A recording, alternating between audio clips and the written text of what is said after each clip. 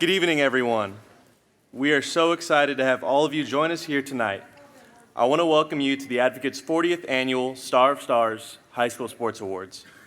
The Advocate has hosted this awards program for decades, and it is an event we cherish hosting every year. This is our chance to honor those who made the 2025-2026 season one to remember.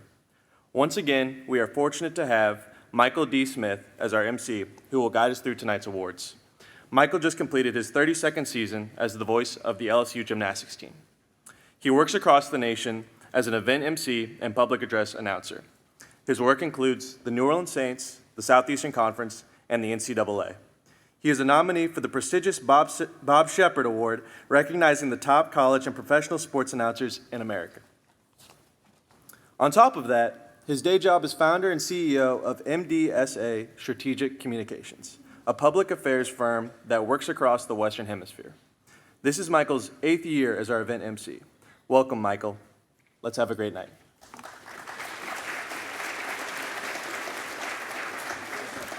you so much. Thank you. Good evening, everybody. Welcome to this amazing event. And you have come from near and far and small towns and larger towns. And as a matter of fact, when Jackson and I were talking beforehand, we realized that there's some of you from Watson, right? Live Oak? Yeah? Yeah? Yeah? And Brewley? West Side is the best side. Unless there's something called the bridge that gets in the way. I hear there's some folks from Zachary here as well. Excellent, excellent. And I also hear that we've got some friends with us for the first time in a long time. The best little village in South Louisiana called French Settlement. It's all of you together that make an event like this so incredibly awesome. Can you believe 40 years the Advocate has been doing this program, and it is bigger and it is better than ever. A round of applause, please, for all the folks at the Advocate for making this happen.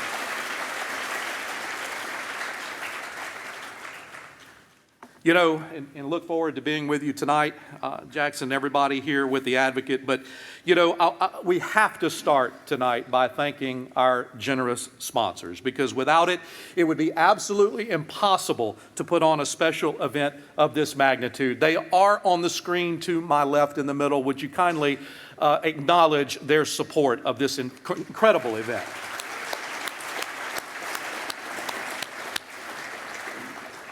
I hope everybody had a chance to hit up the social media wall before the event started. There's still time. They're on the ends to my far right and my far left. I put up a tweet a little while ago, and I want you to do that as well. The hashtag tonight, by the way, is hashtag AdvocateStars, all together, all lowercase. So that is the setting. You are a part of something incredibly special tonight. We're going to award some amazing awards for student athletes across this great Baton Rouge region, and you are here with us tonight, and we're going to get it started right now. And we're going to begin with our fall sports. Now, here's how we're going to do it. Athletes, when your name is called, I ask that you enter the stage here to my right. You're going to walk across the stage to receive your award, and then you're going to exit the stage to my left, all right? A little bit more this year. As you leave the stage to my left, you're going to proceed to the back of the ballroom, and there you'll be greeted by our photo and video staff for your photographs. They will be off stage this year and in the back right after you've received your award here on stage. Then you can return to your seat, all right? That's all the coaching I have for you tonight. You ready to go? All right, let's do it. You ready, sir? Yes. All right. Here we go. We begin with our first winner tonight. He's a junior. It entered the season ready to avenge a runner-up finish last year. He led his team to a Division III select state title and broke a few records along the way. He was LSWA's Mr. Football and set state records with 62 passing touchdowns, 73 total touchdowns. We begin tonight with the Star of Stars for high school football. For the second straight year, it belongs to Elijah Haven of the Dunham School.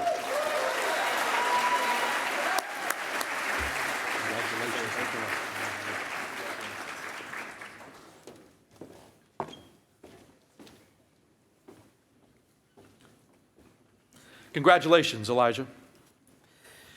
Our next award winner and our next sport is volleyball. The athlete we honor tonight delivered at the biggest stages. She led her team to a Division III state title with a dominant season, the All-Metro Small Schools MVP, finished with 612 kills, 218 digs, 106 blocks, 29 aces, and 22 assists. And I think she delivered water on the bench, and she probably washed some clothes along the way. Ladies and gentlemen, it is an honor and a pleasure to welcome to the stage the Star of Stars for volleyball, Yana Times of Parkview Baptist.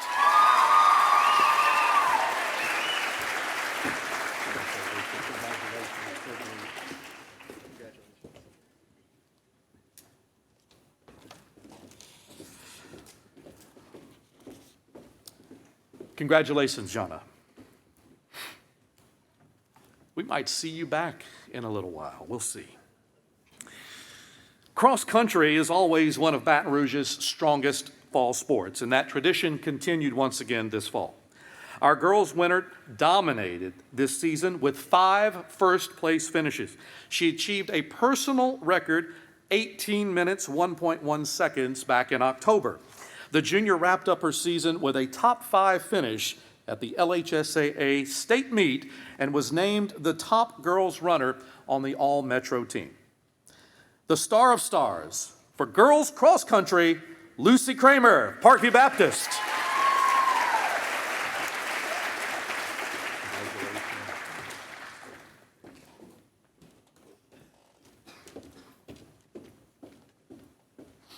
Congratulations, Lucy. Our boys cross-country runner tallied 5 total first-place finishes between the 3-mile and 5K events this season. He set a school record back in September with a time of 15 minutes, 9.27 seconds, and he also became the first male athlete at his school to finish in the top 10 at the state meet. Let's welcome our Star of Stars for boys cross-country, Shrey Shaw, touchdown.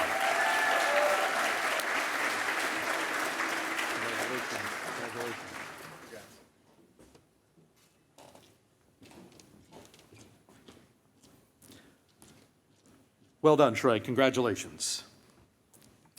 Our final fall sport is swimming. And our girls swimming star had a freshman season that stood out above the rest.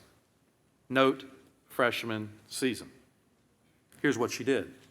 She won the 50 free, the 100 free at the city championships. The All-Metro Girls Outstanding Swimmer set a Division III state record in the 100 breaststroke with a time of 1 minute, 6.11 seconds. It takes me that long just to get in the pool. Let's give a warm welcome again to a freshman, our Star of Stars for girls swimming, Faith Kubrick, Parkview Baptist.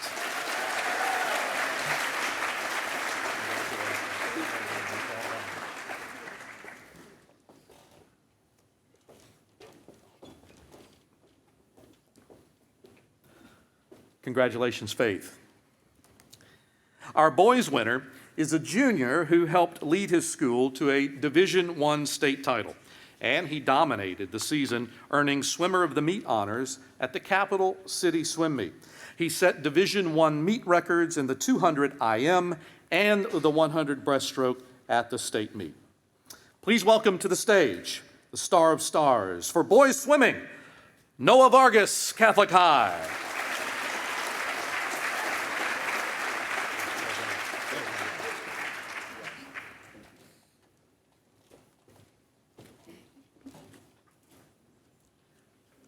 Congratulations, Noah.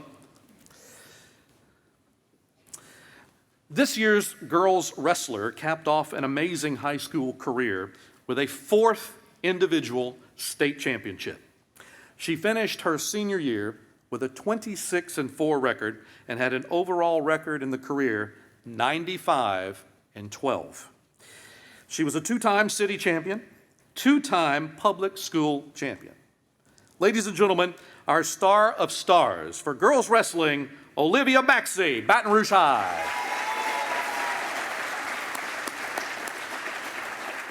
Congratulations.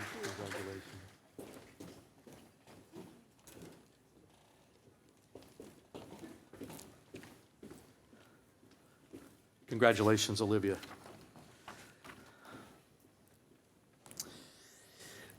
Now, our boys wrestling winner is currently, as we speak, graduating from high school, along with several other honorees that we'll learn about a little later in tonight's program. So what we're going to do is we're going to wait for them to arrive, and then we're going to recognize them appropriately when they do arrive, again, a little bit later on in tonight's program. So let's look ahead just a bit. Baton Rouge soccer teams were also successful once again this season. Our winners add to an already high bar and a significant tradition of excellence across the whole metro. Our girls winner led her team to a 4th straight Division III LHSAA title appearance in impressive fashion. This junior put up massive numbers this season, 43 goals, 26 assists. The LSU commit was named the All-Metro Division III and lower co-MVP. And ladies and gentlemen, the star of stars for girls soccer for the 2nd straight year, Ella Kate Johnston of Parkview Baptist.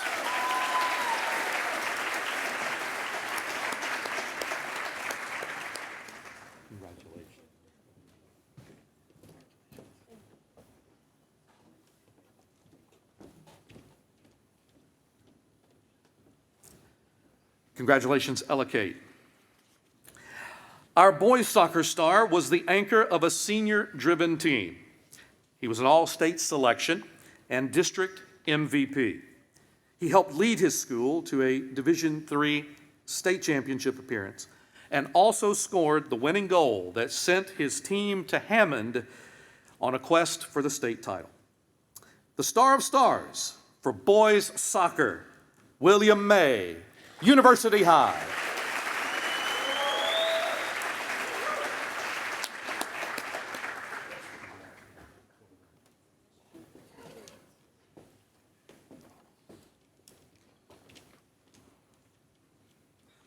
Congratulations. Well, it was indeed a banner year across boys and girls basketball in Baton Rouge, multiple state champions. The girl we honor tonight was the lone returning starter to a team that was fresh off of a title. The LSWA Class 5A MVP averaged 17.4 points, 8 boards, 3 steals, 2 assists this season. She hit the game-winning shot in the Division I non-select state title game to help her team repeat as state champions. What a season. The star of stars for girls basketball, Ava Raymond of Zachary.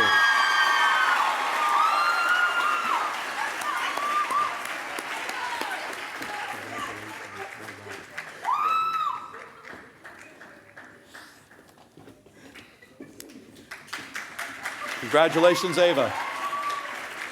We'll probably see you a little later as well. Now, our boys basketball star grew into one of the best players in the state this year.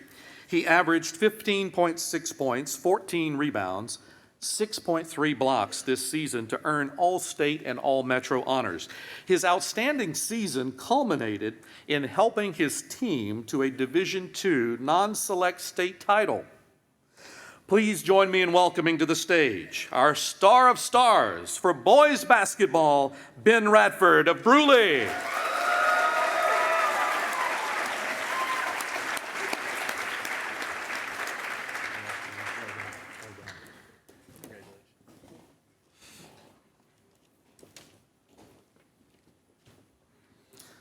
We'll probably see Ben back in a little while as well.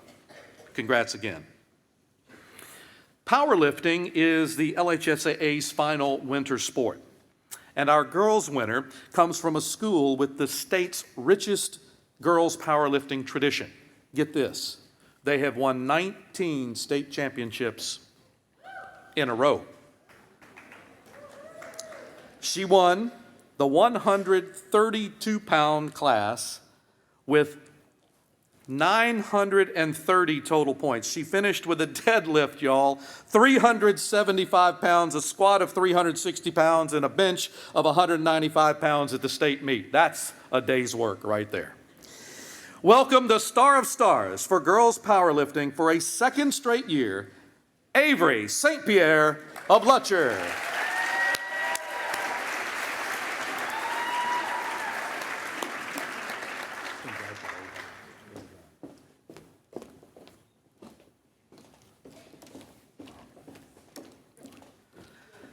I was madly trying to add up how many pounds that is altogether, and I just had to quit. Congratulations, though, Avery. Our boys powerlifter trained year-round, and it paid off in the form of several state records. He set the state record in the 181-pound weight class for the deadlift, bench press, and squat. He also set a state record for total weight that he lifted in that 181-pound weight class. The Star of Stars for boys powerlifting is Dylan Rocket of Live Oak.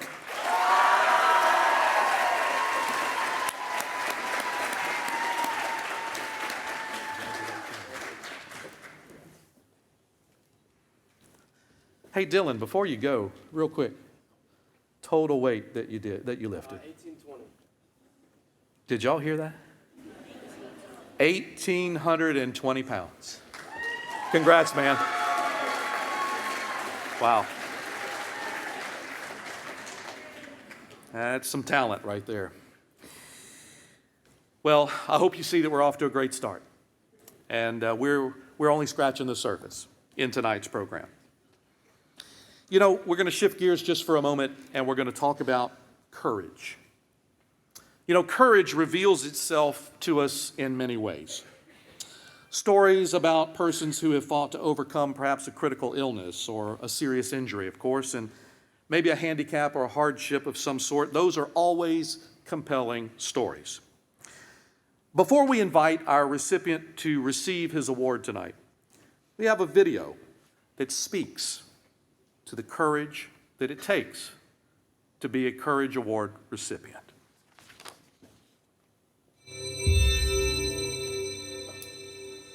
In November, found out my mom has pancreatic cancer, which was pretty tough because I was about to start a basketball season, which is my main sport. It just has helped me and pushed me to play stronger and harder, especially for her, because I know just whenever I play well and she watches me, it just encourages her to keep on fighting harder. Definitely a Nutso fan. Always have been.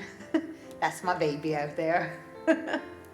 Just the focus that it takes to get through a situation like this is incredible, and for him to take this on as a young man is very impressive. Trevor inspires me because I feel like if I went through the same thing, I don't know what I would do, and he knows so much about himself to be able to push through this and be as powerful as he can. You know, everything I'm going through, the first thing I think of is him. I lost my mom when I was 30, and I don't want him to lose his mom when he's 18. So I just keep battling for him. Yeah, I just want to thank, first off, God, because we wouldn't be here without him right now. All my families and friends, coaches, everyone who's been there to support us, part of this journey. And thank you to the Advocate.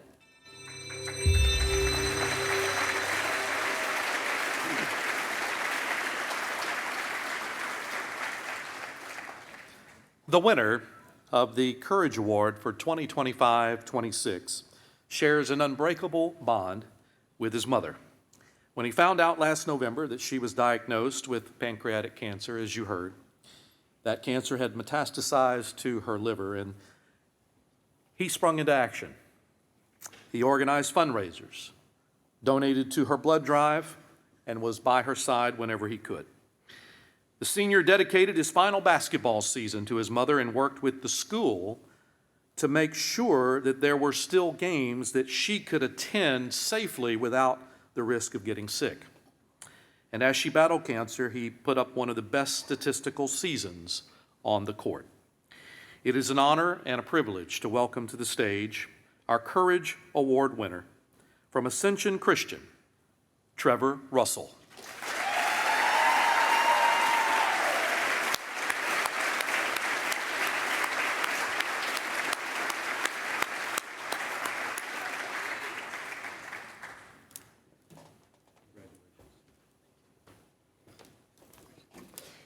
Trevor, Trevor, come see real quick before you go. There's somebody special that's sitting right out here. That's your mom. What does it mean to have her with you tonight? Everything. Everything? Congratulations. Thank you.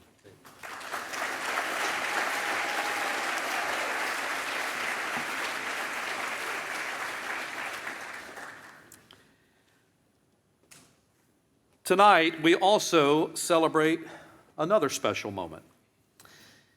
As we celebrate 40 years of Star of Stars, we are proud to introduce a meaningful new chapter in our program. For the first time in the history of this event, the Spirit Award will be renamed in honor of someone who helped define what this night represents. You see that for 4 decades, Robin V. Fambro was more than a journalist. She was a storyteller, an advocate, a champion for student athletes across our community. Through her words, she elevated not just the stars, but the spirit behind the game.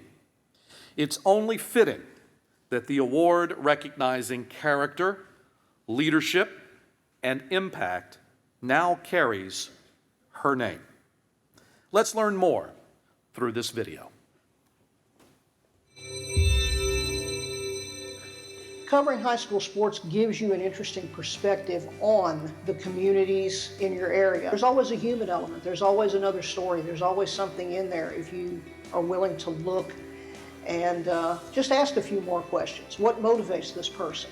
What's their backstory? So Robin gets people to open up, and she does that in a non-judgmental way. It's simply being there and being a friend. The high school level I consider to be one of the few pure levels of sports that are left. People actually want you there. They're not questioning your agenda. They want their stories told. Everyone has nothing but immense respect for her, for the journey she's taken as a wife and mother to maintain both and be good at both, and she was great at both. I hope you see yourself the same way that everybody else does.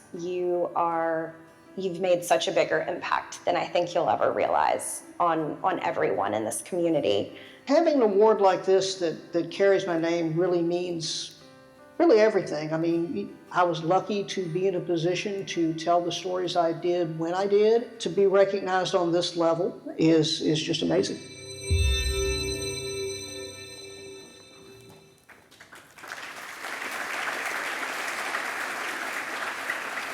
Tonight, we proudly introduce the Robin V. Fambro Spirit Award.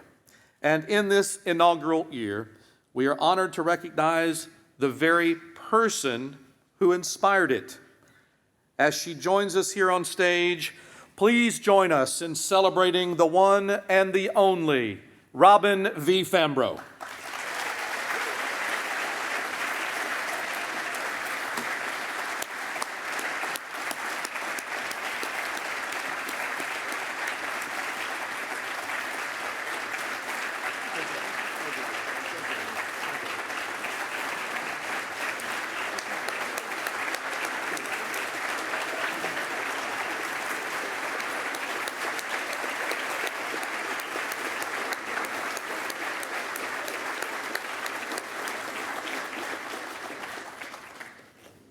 Congratulations, Robin, and thank you for everything that you have done to elevate all of these student athletes and their stories all these years. Thank you. Now, ladies and gentlemen, we move on to our Spring Sports Awards, and we will start with bowling. Our girls bowling winner closed out her high school bowling career in dreamlike fashion. She won a single state title. She signed with UAB and bowled her way to the top seed of the finals on her way to a state title. She also helped her school reach the semifinals of the team playoffs. Star of Stars for girls bowling, Ava Doucette, St. Joseph's Academy.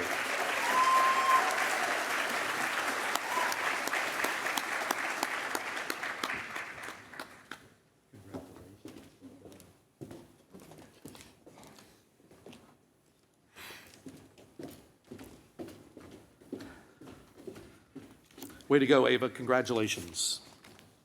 The boys bowler we honored tonight was one of the top bowlers in the state this year with a 209 pin scoring average that ranked in the state's top 25. He showed out by bowling a score that landed him a spot in this year's state singles championship, where he finished as the runner-up. Ladies and gentlemen, the Star of Stars for boys bowling from French Settlement, Carson Childers.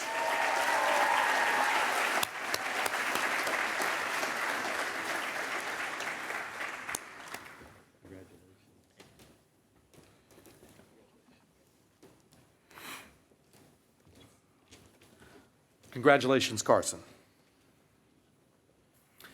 Now we move to gymnastics. Our girls winner saved her best for last at the state meet.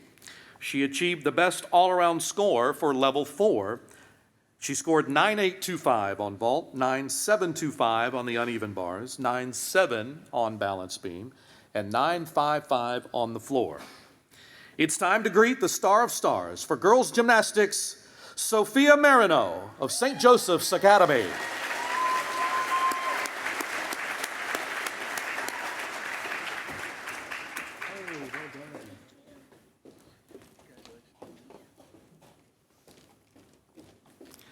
Congratulations again, Sophia. Our boys winner notched the best all-around score in level 4 with a score of 53.3 at the state meet. He had the best scores on pommel horse, the horizontal bar, and on vault. His best score was 9.5 on vault at the state meet this year. And that was good enough to become the Star of Stars for boys gymnastics for the second straight year, Logan Pitts of Catholic High.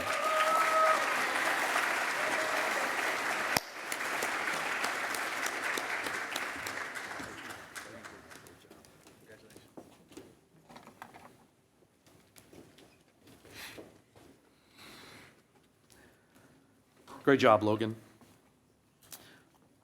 Tennis was the first outdoor spring sport to complete its championship season, and our winners excelled in different ways. Our girls winner rolled through her competition. She became the region's girls champion prior to the state meet. And at the state tennis meet, she became the Division III girls singles state champ after making her way through the bracket without dropping a set. Please welcome Star of Stars for girls tennis, Lauren Longmire, University High.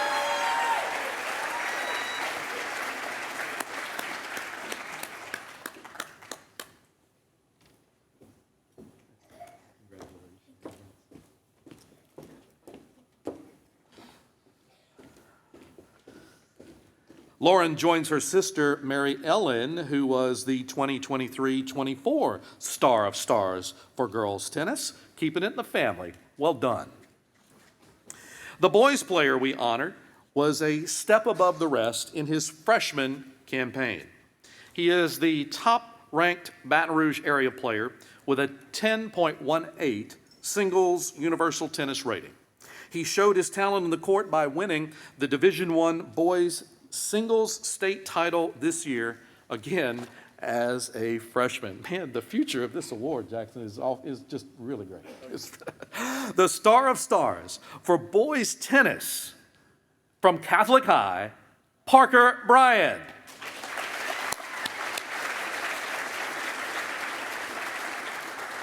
So Parker is a part of the group that is at graduation as we speak. So what we're going to do, in fact, he's actually, I beg your pardon, Parker is actually competing out of town and thought that he would be able to attend tonight, but he was so successful in his tennis tournament in Rome, Georgia, that he's advanced and couldn't make it back in time. So we give him our thanks and our congratulations, and we will also present his award at a later time.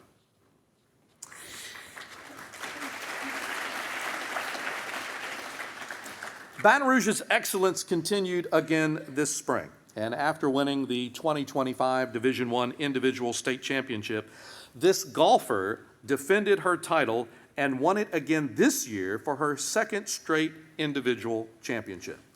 She helped her school win this year's Metro title and continues to shine, helping her team also qualify for the state tournament.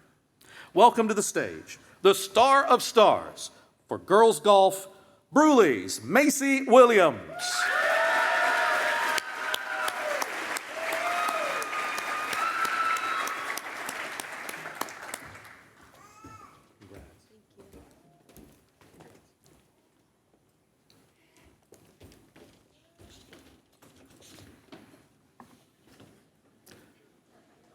It's all right, you should have seen me in rehearsals. Congratulations. So once again, we will be honoring boys golf, boys track and field, and baseball a little bit later this evening when those student athletes are able to arrive. Track and field state championships and top performers are never in short supply in the greater Baton Rouge area. And our girls athlete has built a dynasty in the 300 hurdles. She didn't let her size stop her from becoming a 3-time state champion in the event and has 7 first-place finishes this season alone. She also holds the top time in the state for an event that she mastered. Let's welcome the star of stars for girls track and field, Dynasty Wilfred of Madison Prep.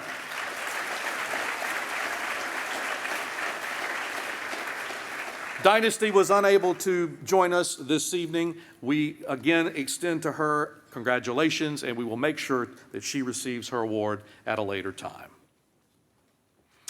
Our softball player was a force inside the circle. The Ole Miss commitment hit 800 career strikeouts this season. I think that's how many I had at the plate in high school. She tossed multiple no-hitters, including a 5-inning perfect game.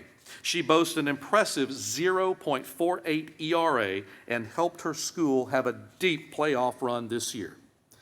It is a pleasure and an honor to welcome all the way from French Settlement, our star of stars for softball, Malloy Miles.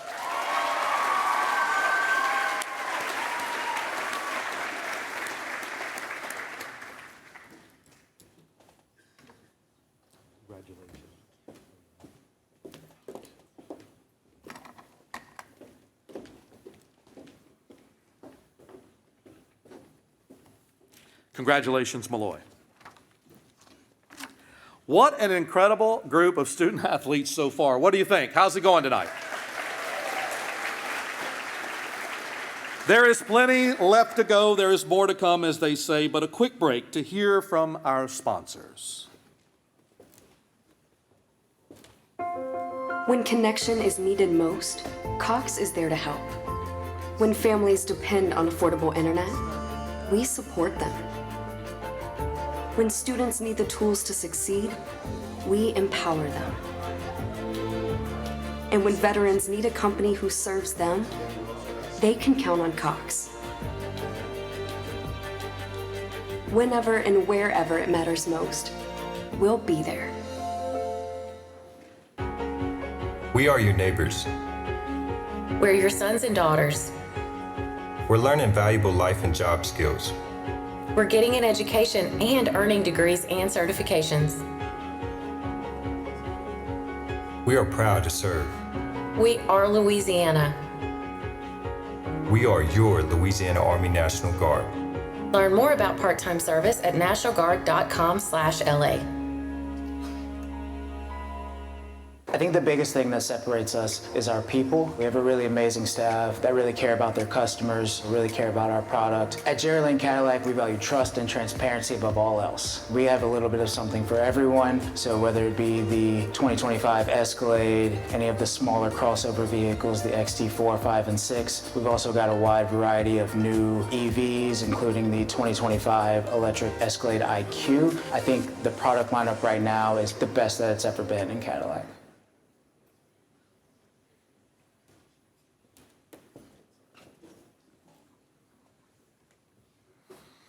Well, we'll take just a moment and we're going to rearrange the stage just a little bit as we prepare for the next portion of our awards. As we've already noted, this is the 40th Star of Stars Awards for the Advocate. And to honor this special milestone, we're going to change things up just a bit. Instead of having one guest speaker, we've invited 3 past athletes of the year to join us on stage for a panel discussion. And leading this panel discussion will be Robin Fambro and the Advocate's high school sports writer, Jackson Reyes.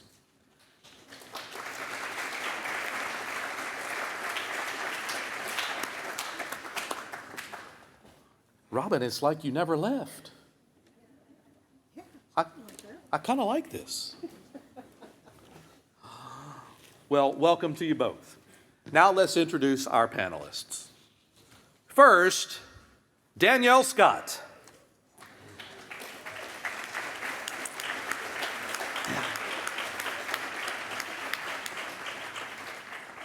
So this one's a little personal for me because we go back. Danielle's a graduate of Woodlawn High, and so am I. Mac, right? Come here. Good to see you. So great to see you. I'm so glad. Come on over. All right, y'all. If you're a little on the younger side tonight, you might not recognize the royalty that we have in the room here. So just permit me just a moment before you sit down. That's all right. Don't worry about it. You can throw whatever you want. You've earned it. Okay. I told you she graduated from Woodlawn High back here in Baton Rouge. But you know, that's like the old Woodlawn. I don't know, did any of you know that there was actually a school before the school? So we went to the old school at the corner of Jones Creek and Tiger Bend, did we not? All right, great. It was built in about the 19-teens, and it looked like it. But while she was there, she was a 4-sport athlete in high school. And she went on to become one of the greatest volleyball players in the history of the world. She was an All-American, an NCAA champion at Long Beach State, and played overseas with much success. From there, she went on to become one of the very rare, and I mean rare, 5-time Olympian and a silver medalist. She's now an assistant volleyball coach at University High and head of talent acquisition for League One volleyball. Ladies and gentlemen, a true GOAT, Danielle Scott.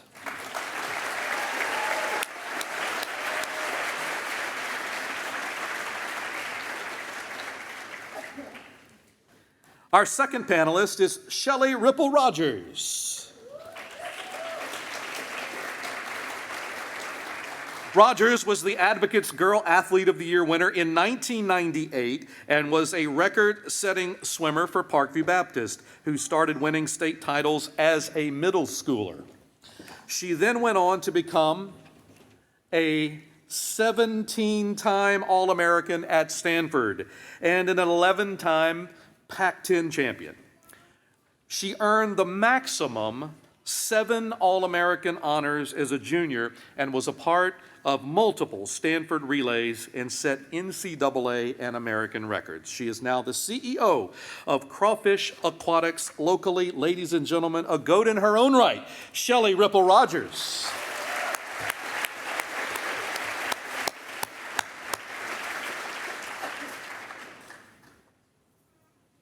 Now let's hear it for the boys. Our third panelist is Trey McClure.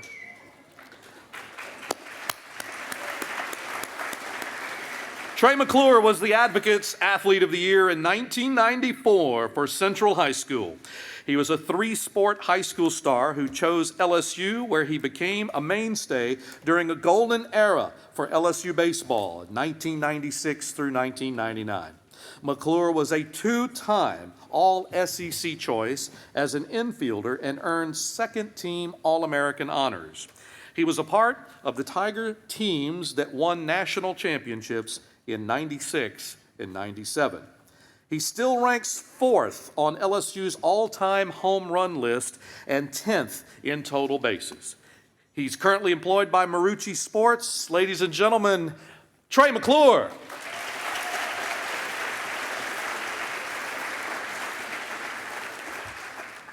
Madam Fambro, the stage is yours. Thank you, guys. I think you had it on. Testing? All right, good. You know, we decided to change things up. This is the 40th, and we've had so many outstanding winners in our past.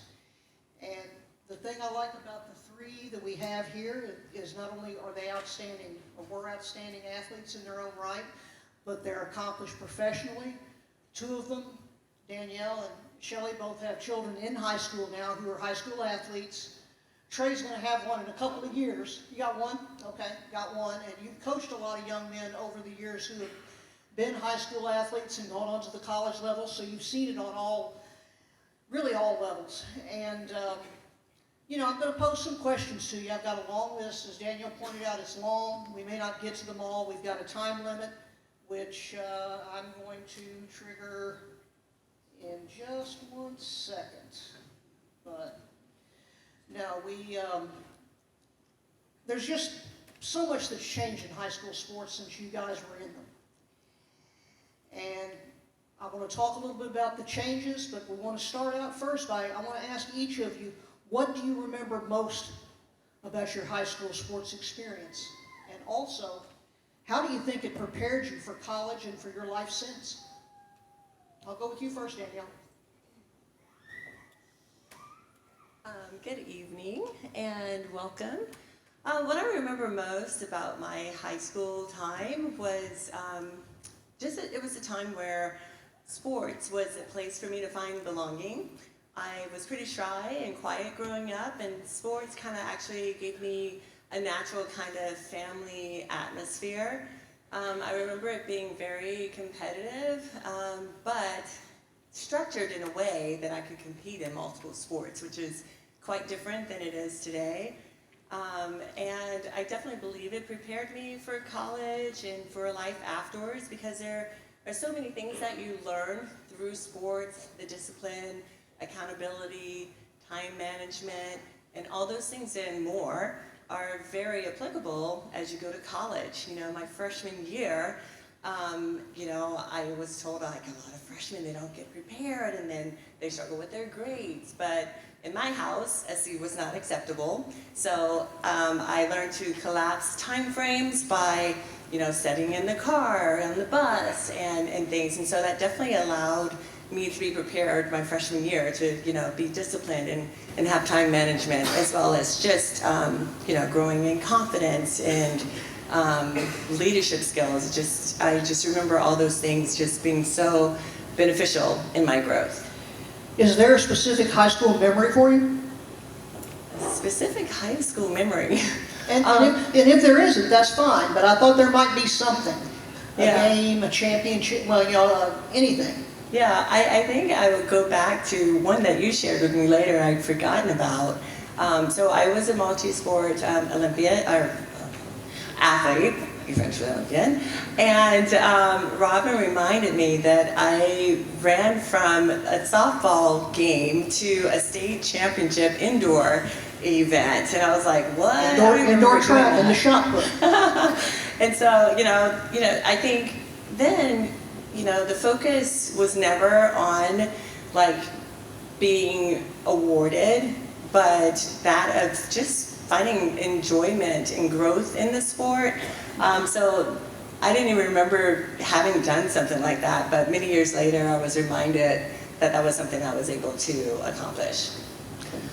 Trey, what about you? You played on some great teams on multiple sports. What do you remember most?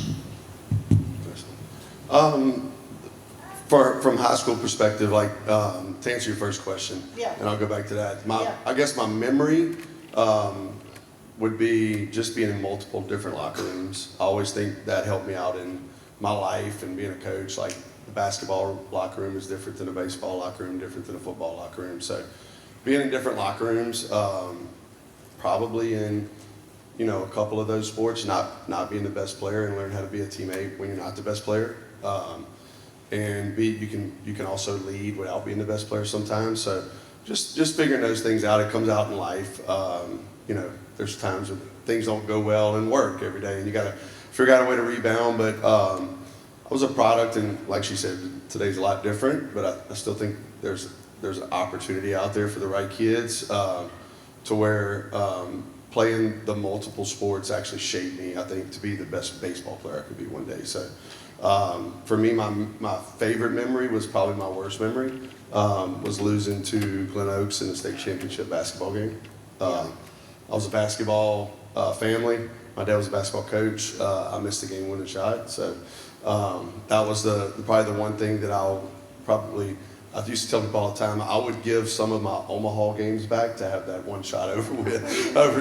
So those are the type of things. There's thousands of memories, thousands of friends, but that's kind of what I took from high school.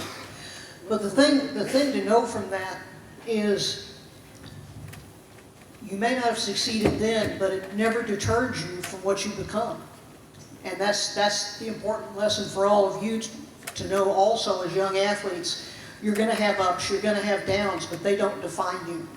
And each of these people up here have had their shares of ups and downs, and they have found a way to rise above. They were great athletes, and now they're great leaders in our community. Shelley? Yes, I think the thing that I remember most from high school was definitely the relationships. It's the people, right? At the end of the day, you don't always remember your times or your score or your stats or anything like that. It's the people that you did it with. And when you get to the college level, it's the same thing. Those become your lifelong friends. And they spoke on this as well. I think high school sports teaches you obviously discipline and time management.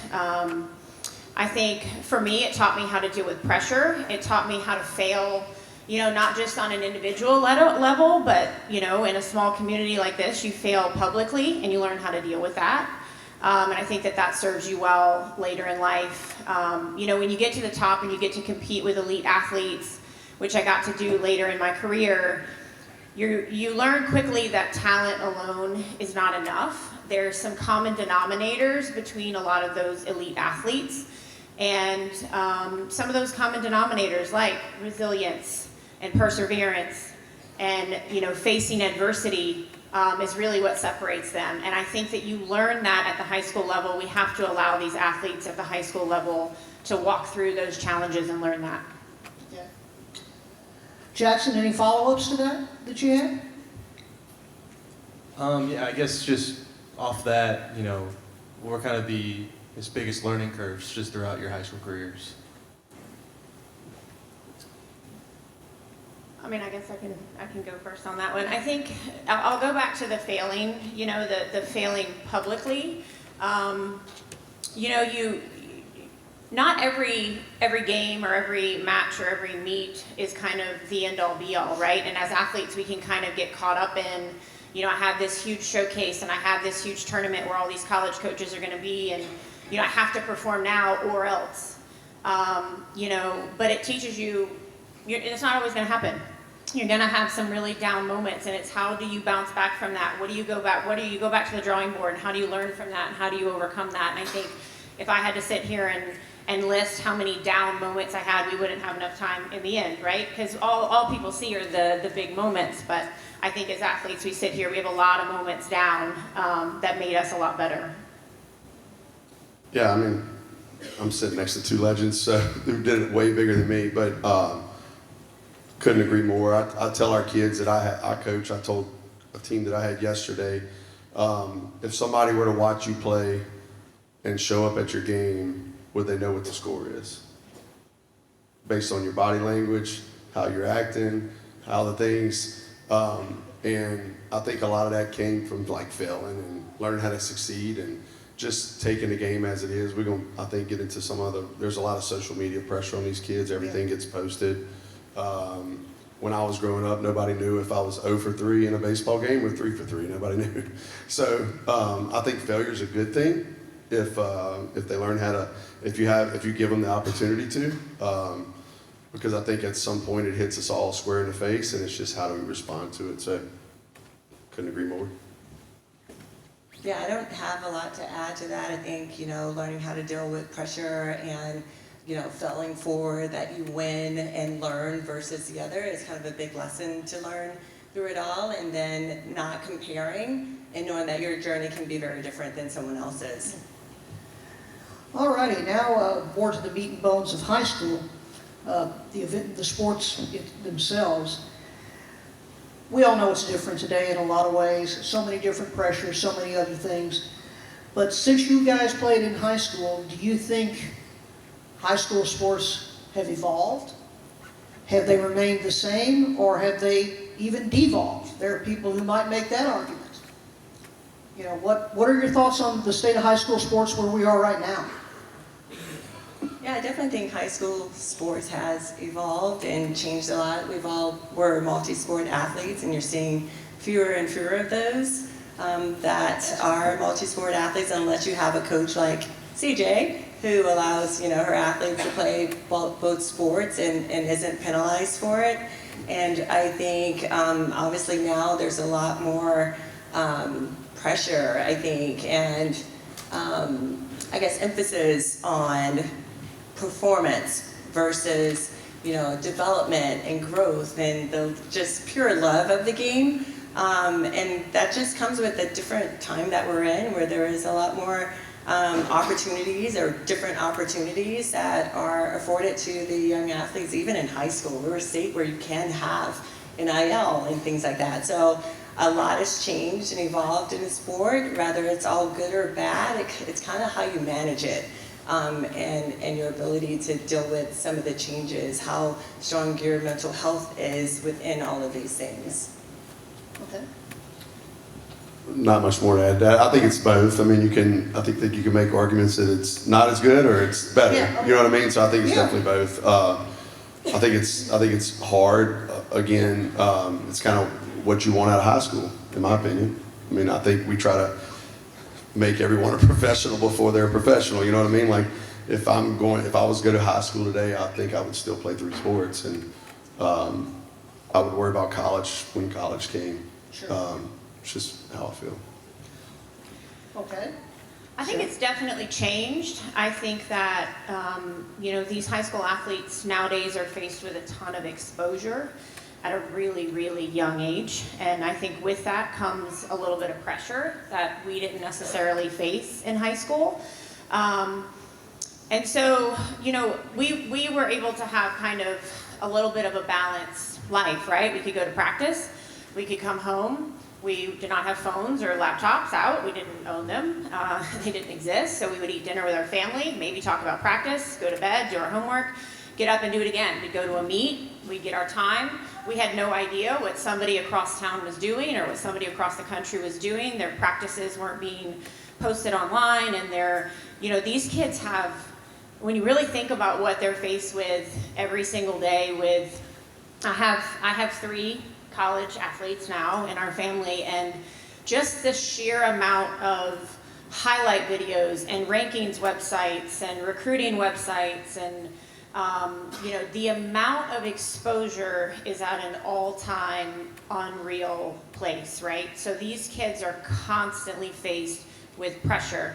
I agree with what Danielle said, it is how do you manage it. And one thing that when I got out to Stanford, I was a freshman, kind of a wide-eyed freshman, and a lot of Olympians on that team, and I wasn't one of them. And I remember our coach, who had coached 5 Olympic Games, he sat us down, and if you know anything about the Stanford swimming pool, it's kind of sunken, so there's like some steps at the top, and it goes pretty far down. And he stopped us at the bottom of the steps, and he said, look up at that top step. And he said, when you cross the threshold of that top step and you come into this pool, you're an athlete, you're a teammate, You're the fiercest competitor in the world. You are a swimmer, a butterfly, or backstroke, whatever it is. You're a relay swimmer. You are in this moment. But when you get out of that locker room, when you walk up to that step, you're a student, your daughter, your boyfriend, your girlfriend. You are all these other things. And he just kept reiterating balance. And I think that if I could take one thing away that I try to impart for my kids, it's that balance piece. Because high school athletes has changed, I think that has to start in the home. Yeah. Anything else? Okay. Well, I'll add to that, with the balance, How do you handle it? Your daughter? When you're able to balance things, it also means you're not just stuck in just your sport. Like when you have student life, athletic life, and just your social life, then you're able to not just think your wins and your losses define who you are. Yeah, that's true. Too many people get caught up in it, and there are, as you all know, a lot of chances for wins and losses along the way, and sometimes what we think are losses in the long run may wind up being wins, depending on how your life evolves.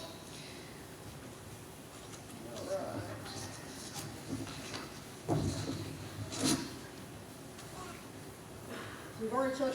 We've already touched on NIL and the transfer portal and all the things with college recruiting, and it's changed so much. I think it's getting harder I know it's getting harder for high school athletes to be recruited. I mean, there's a trickle-down effect with the transfer portal and all of that. How do you guys handle that? We've got two of you that have done the recruiting thing. You're familiar with it. How do you handle that? How's that going? Because, maybe 5 years ago, that was not something 5 or 6 years ago, you really had to worry about. You figured, okay, I'm a senior or I'm a junior, I'm going to be recruited by these people and I might get these offers. Now, so many colleges would rather shop the transfer portal, and it's kind of a trickle-down effect. But how do you handle that? How are you handling that? We've talked about this a little bit. Yeah, the recruitment is obviously very different from when I was recruited. I didn't choose where I was going to school until I was a senior in high school. And now, thank God for these rules that it's not until June 15th that the athletes are being asked to make these life decisions. But it's a lot, and it can be overwhelming, but you just have to, again, balance, the expectations and try to be educated and informed. And then again, know that there is a place for everyone. Like I always tell my daughter, there's a place for you at some level in playing in college. And so the way we approach it is step by step. Like she, does her little social media, but she doesn't do an extreme amount, because you have to balance how much you're actually on social media. So that's something definitely we probably could do a little bit better at, but just kind of understanding all the scopes of, the timing of recruitment, and, just taking a breath and not getting overwhelmed about the expectations of maybe what other people might have for her, and, especially being, the daughter of, an Olympian. So I just try to have her enjoy the moment, enjoy the process. We actually have a recruiting person that's working with us to help her through that, and just do the steps that we're learning along the way to allow her to have the best opportunity. But ultimately, focus on what we talked about earlier. Be a good teammate.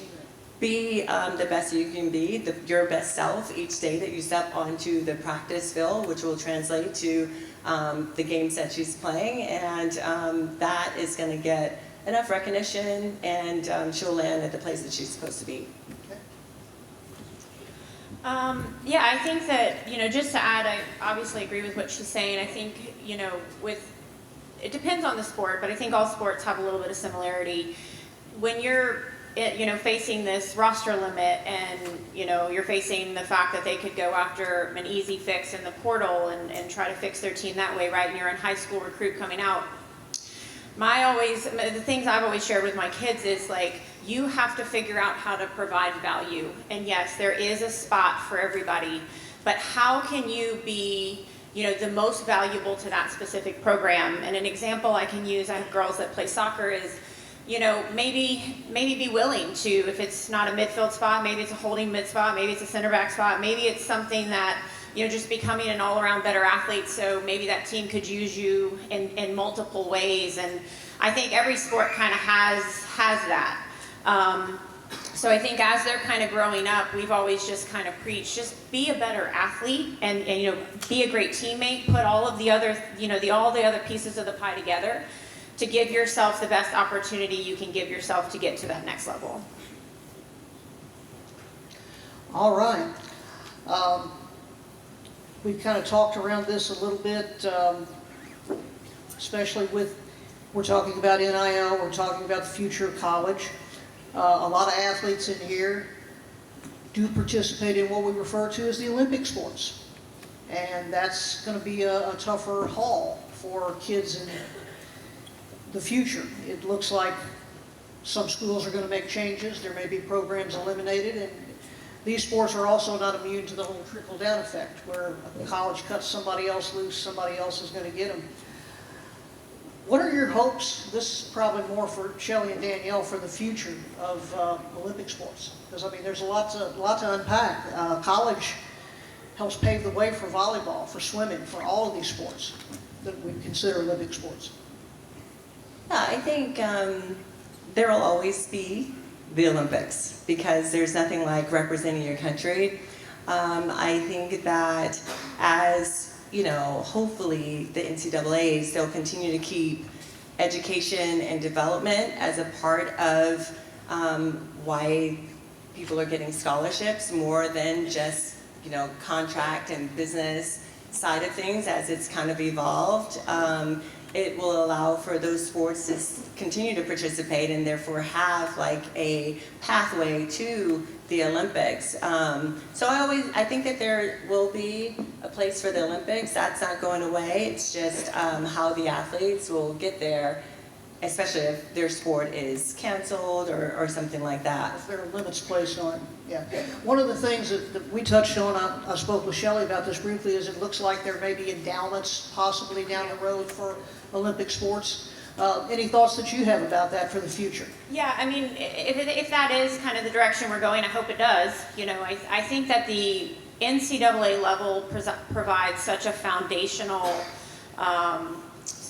pathway for the Olympic Games, right? I mean, that's where we had 13 Olympians at one point on my team at Stanford, and I think sports like swimming, that is where they're developed and where they're in a really competitive nature and they're at the age where, they're ready to kind of represent our country or other countries as well and compete in the games.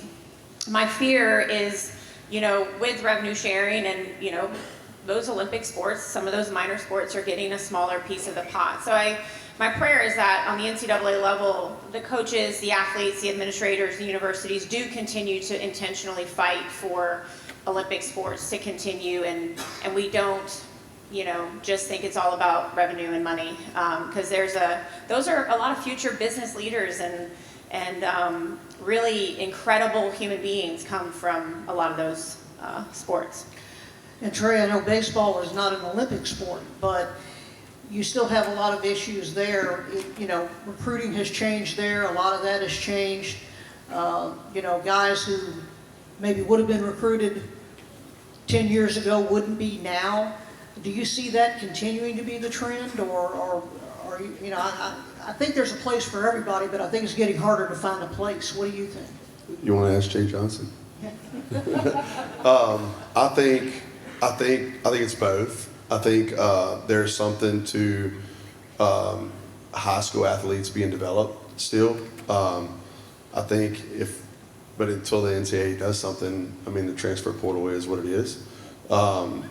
There's a lot of guys that I played with, and I can only speak to the guys I played with on the teams that I played on that didn't play till their second or third year in college. So you had to learn to be a teammate, had to be somebody else first.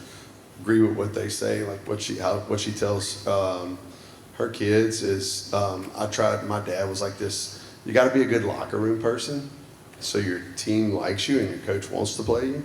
So you really have to be that kind of guy. Sometimes with the transfer portal, you're not allowed to do that right now in baseball. So I think it's both. I mean, I think if you hit the transfer portal and everything's great, then you win national championships. But if you miss, I think we've kind of seen what can happen. I wish they would limit the number of transfers a year. I don't know if there's an answer to it, but I think it would allow them to develop the high school guys a little bit more. So. I think the transfer portal is something, there's good and bad with it. Obviously it allows the athlete to have more freedom and opportunities, but it makes it really tough for a program to develop. And so, that's a downside of it. There is something that should be decided within the next week or two on if athletes will have a 5th year and then only be able to transfer once. Which back when I played, you could only transfer once and you had to sit out. There was like some consequence to it.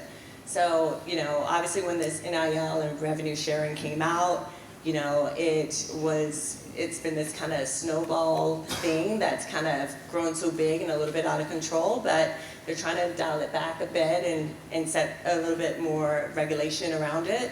And I think that's a good thing.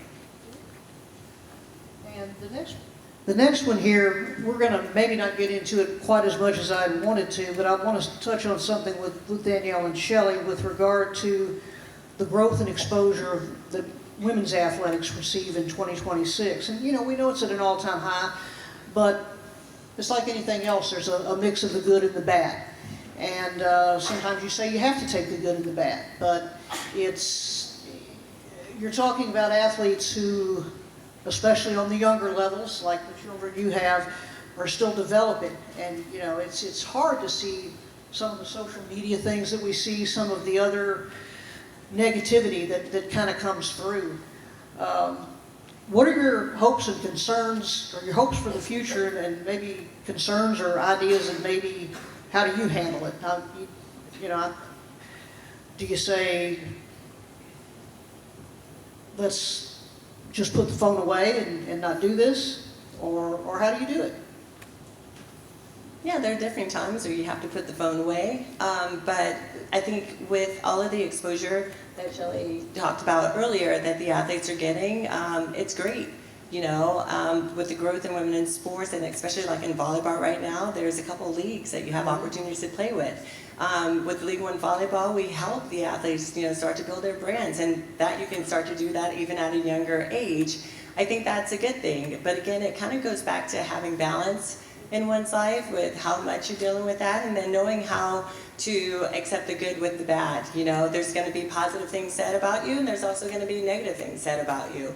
But how do you process that? Do you have the support you need around you? How's your mental health? How's your mindset around those things? And so those things become really important as younger and younger you're being exposed with lots of visibility. But on the other side of that, there's a lot of opportunity as well that the athletes can take advantage of. Again, it kind of goes back to education and being balanced in all of it.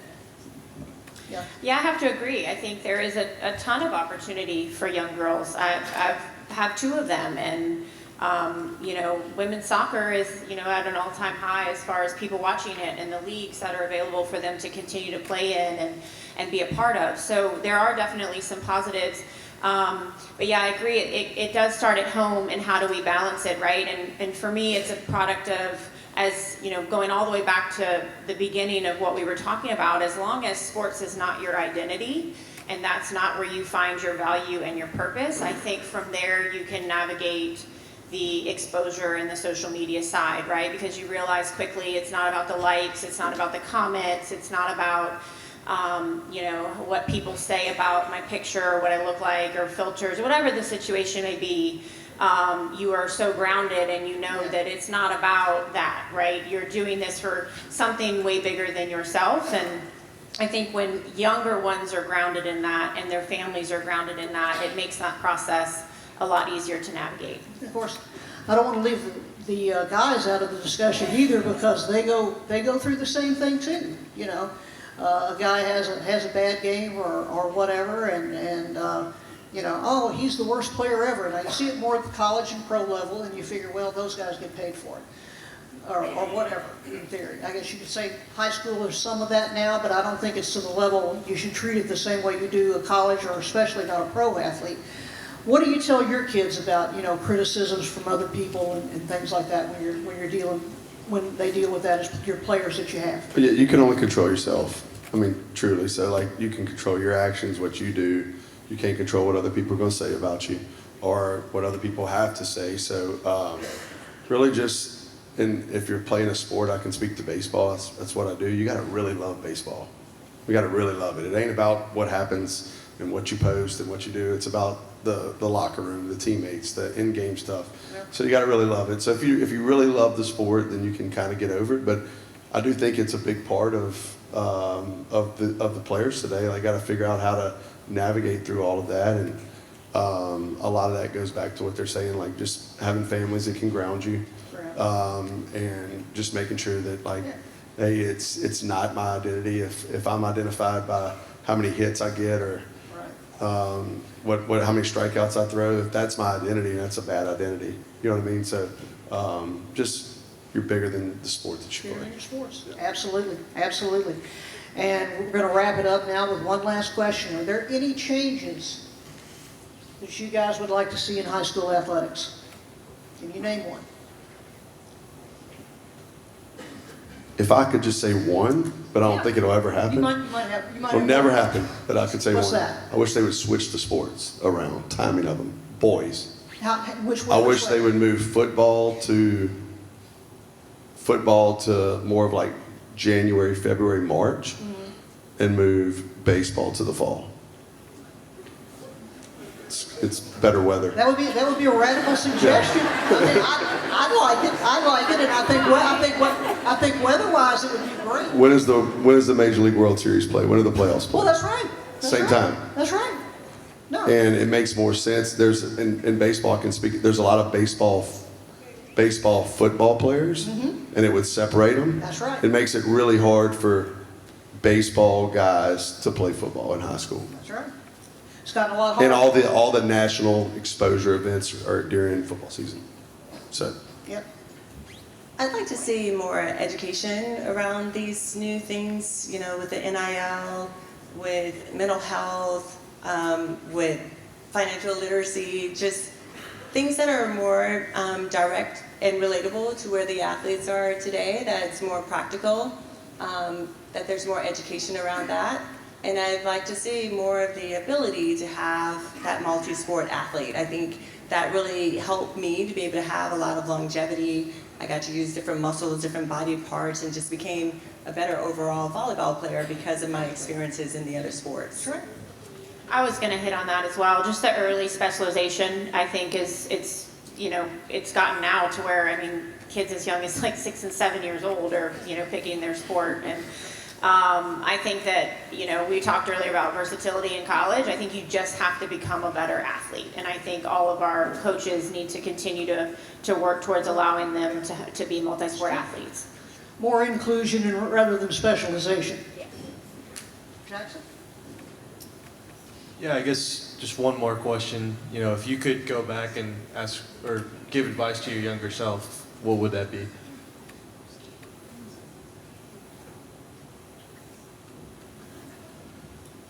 I personally wouldn't change the things that happened in my life, like good or bad. Advice would be like probably from a baseball's perspective. I had months and months in college where I thought I could not play the game, just to let myself know that, hey, you're going to figure it out, to be honest with you. I remember as a college athlete crying with my dad saying, I just can't do this. And he's just like, what are you talking about? So it hits everybody at some point, just realizing that you're going to be able to overcome any of that. I think I would have to just take some of my own advice now that I only have because I'm old and have perspective. But it's back to the failure part, right? It's not the end of the world. And I think one of the hardest moments I faced in high school was missing the Olympic team by one spot my sophomore year.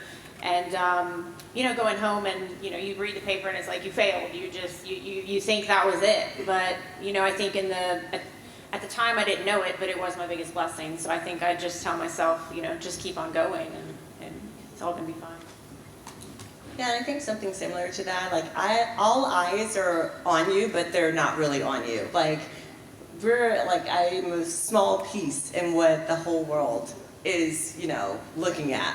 And so with that, I think there would be more enjoyment, you know, being able to laugh at yourself if there is criticism instead of taking it so personally.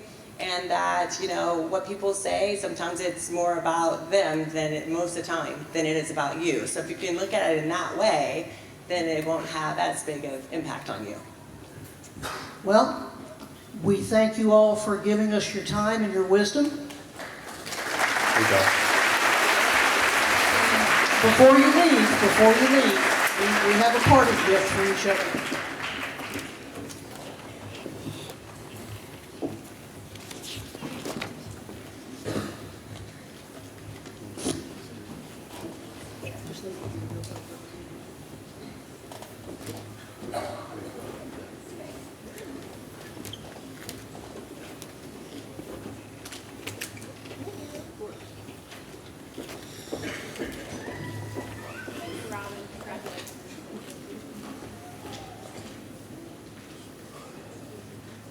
Ladies and gentlemen, another round of applause for our all-time greats.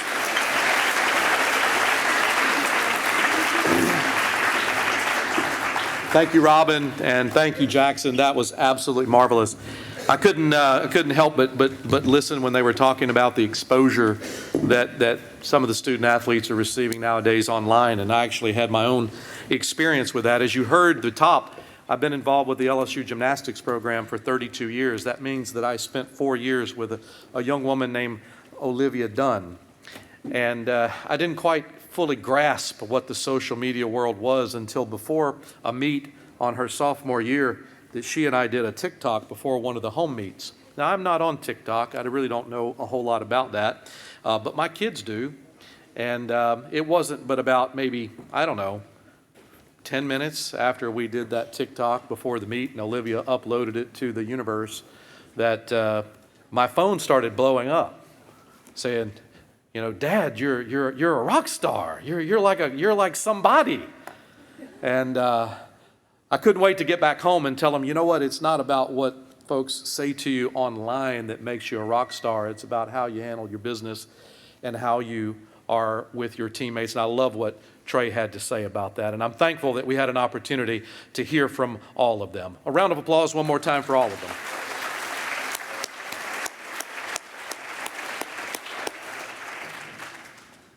It is time to hand out our feature awards tonight. And we're going to begin this portion of our program with our Girls Coach of the Year.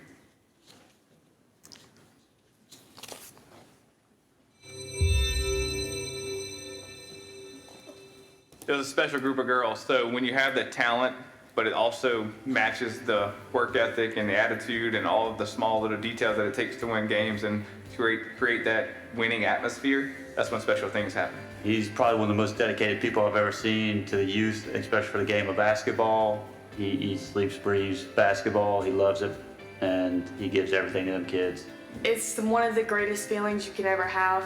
Just as a player, seeing him come so far, like he's never coached girls in his life, and so just him like believing in us and knowing that we could do it. Yeah, I've been able to experience some like scout team stuff with Jake, and to see him pick up and learn the things from the games that he learns and being able to turn over so quickly from that team and implement it with his team has been pretty cool to see. Oh, it's amazing. Anytime that a head coach gets recognition, that means you had a pretty good season. So this isn't just for me, this is for myself, all the girls. This is for our whole school, from admin all the way down to our young kids who are going to be Lions and Lady Lions one day.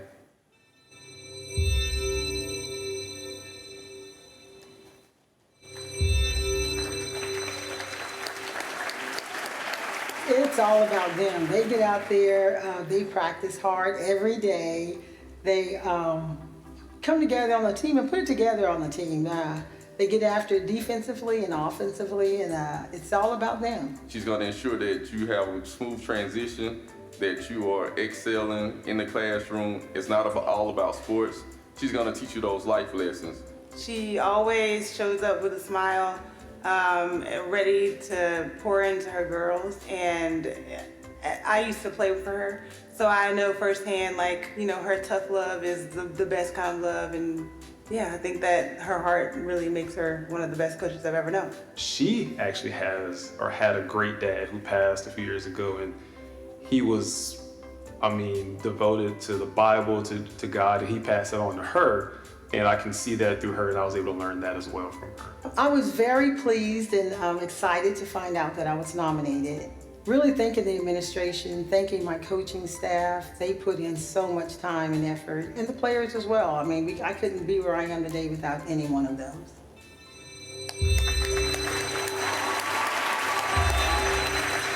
We had 3 different girls that won individual state championships as sophomores this year. That one class that came in that are now sophomores, they have really just propelled this program and really pushed the rest of the girls to achieve greater things. He is so smart to where he can get analytical with data. I think that's where he has an advantage over a lot of coaches. And then his ability to have relationships in regards to his social skills and being able to communicate effectively. Powerlifting spread because of his teaching style as well as his coaching style. Makes your effort feel like success, whether you fail or succeed, either way. He got really good at knowing what each girl individually needed from him. Our team just shows up for each other. Even our boys show up for our girls to help as much as they can. Our boys were a big part of it too. I take no credit. I give 100% of the credit to my amazing group of young boys and girls and the work that they put in. I didn't lift a single weight this year. On behalf of everyone at Live Oak, we appreciate this nomination.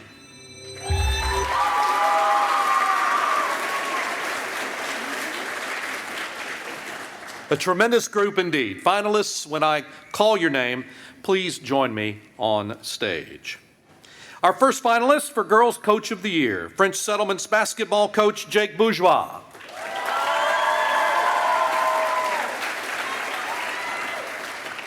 Coach Bourgeois led the Lady Lions to their first girls basketball state title in 62 years. The Lady Lions finished 29-3 and won the Division III non-select state title, defeating Westlake in Hammond. He won the title while balancing coaching the boys basketball team, which also made the playoffs. Congratulations, Coach Bourgeois.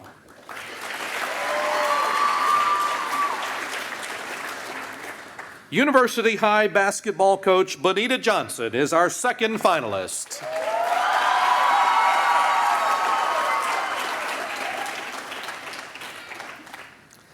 Coach Johnson led the Cubs girls basketball team to a Division II Select State Championship.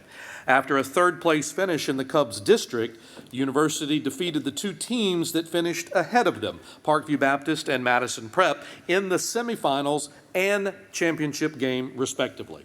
A third-place finish only motivated her team to bring home a trophy this season. Congratulations, Coach Johnson.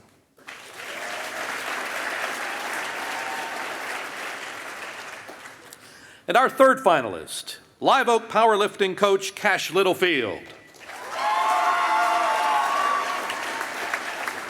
Coach Littlefield is a program builder.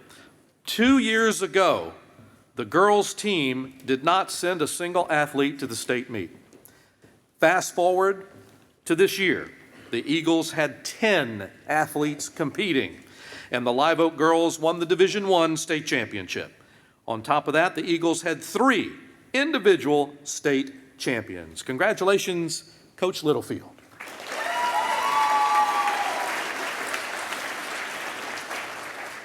And now, the star of stars, Girls Coach of the Year is Bonita Johnson, University High.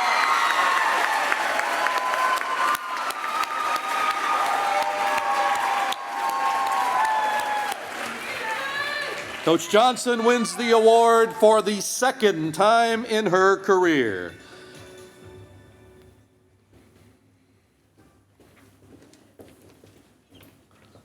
Ladies and gentlemen, a round of applause for these finalists and our Coach of the Year.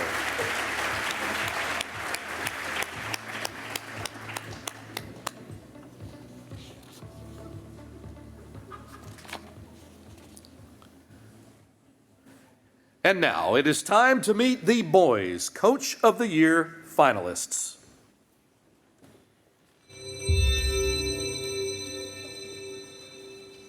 I think the kids wanted to be good, and when we got knocked out of the playoffs last year, jumping into our off-season program, our summer program, I could tell that we might actually do something and be good and get after it. And so I'm a pusher. I push kids to try to maximize what God gave them, their talent, what their parents sacrificed for them.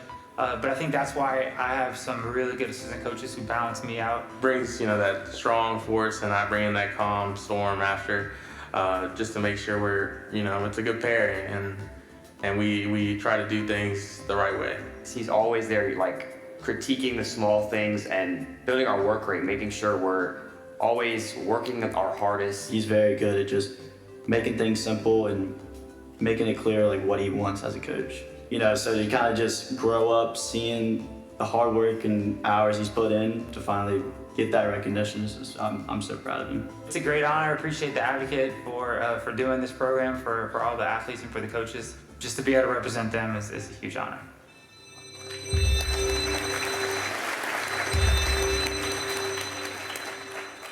One thing that you can't fake is that you enjoy playing with your teammates. At some point, when you get into some adverse situations, those things will come through at the culture of your team. And I think this group, they've been together for so long that they know him and he knows them. I got to practice with the team, and I started to see the lives he was affecting, how the kids respected him, how they loved him, how they would give back to him any way they could. And that's when I realized how special of a coach he was. He has worked so hard in his coaching career over 22 years, and to finally win that state championship with those boys was just so exciting. And then being nominated for this honor is just one of the icing on the cake this year. And to have my entire family, my daughters, Mallory and Emma and Tinley, and my son Mason sitting in the bleachers, and just what an honor to be able to represent Bruley, to be able to represent our kids, our community, and my family. Just truly blessed.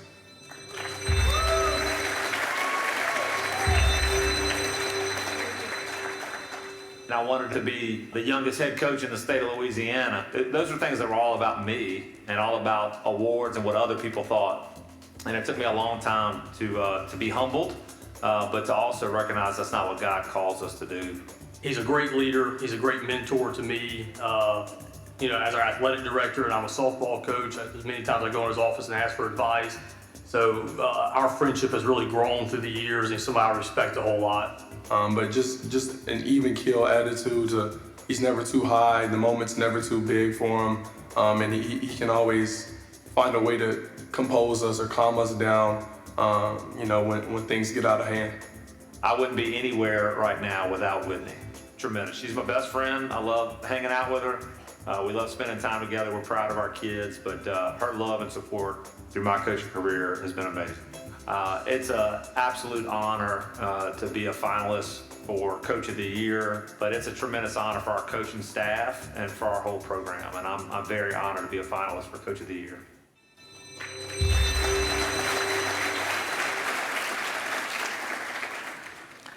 Once again, coaches, join me on stage as I call your name. Beginning, Prairieville soccer coach Adrian Garcia.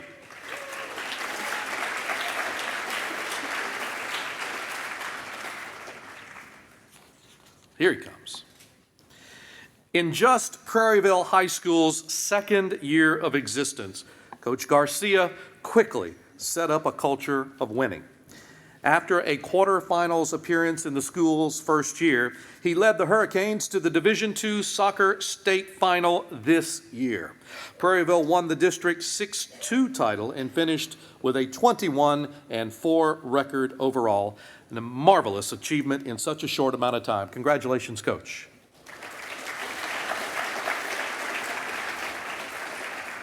Please welcome our second finalist, Bruley basketball coach Kirby Loop.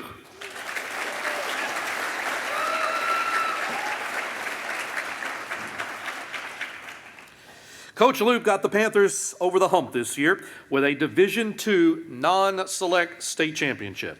He led Bruley to a 24-5 record and its first state title in 42 years. The win over Wassman in the state title avenged last year's semifinal loss, and after multiple semifinal appearances, Luke became a state champion. Congratulations to you and the Panthers.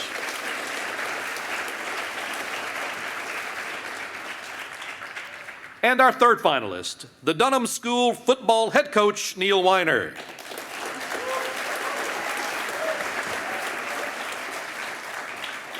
Coach Weiner reached the apex of high school football after he led the Tigers to its second ever state championship and first since 2004. Weiner follows the footsteps of his father, Dale, who led Catholic High to their first football state title in 2015. He led Dunham to a 13-1 record and a win over Calvary Baptist in the Division III Select State title game. Congratulations, Coach.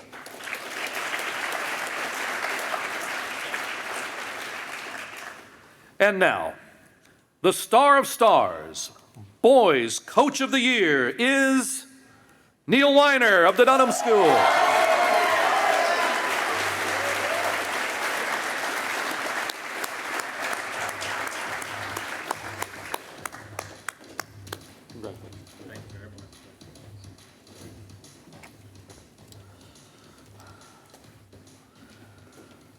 Ladies and gentlemen, three of the very best boys coaches in this entire state, if not the entire country, right here. One more time for them, please.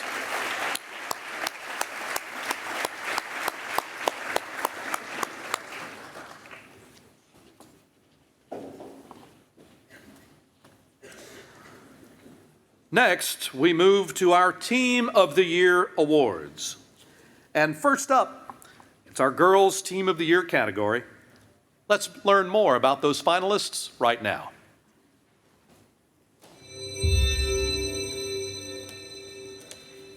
I think my coaching philosophy is to have our players believe in themselves and believe in each other and trust God enough to know that He has a plan for us. Even though they're high school students, will mold them into the future leaders that they will be.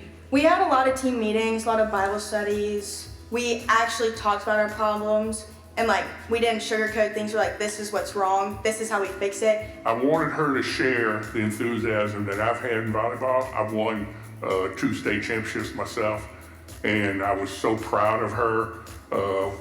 One of the most proudest moments I've ever had in my life with my daughter.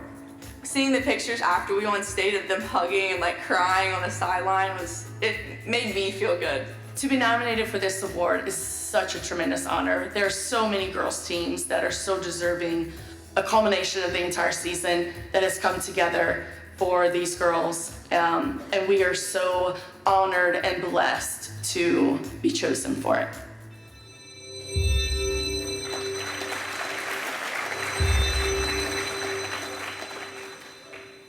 So last year we broke our 14-year streak of being state champions, and I think as a team we took a step back and realized that there is more to life than winning first place. From day number 1 in our retreat through this season, we never talked about winning. And the focus was do the best you can do, give 100% right now. The points will take care of itself. There's just always somebody that's cheering for you and hoping you do your best. Swimming is repetition, and it is tons of hard work, hours and hours a day, a week, years. The price you pay is frizzy hair, but honestly, it's worth it. All I can say is the new outlook worked. Coach Jimmy has been the most understanding coach I've ever had, and he's very willing to work with you, and he sees your potential and he works his magic to get you to your best. This is a team award and a team nomination, and thanks to everybody on the team for making a truly special season. On behalf of St. Joseph's, we thank you.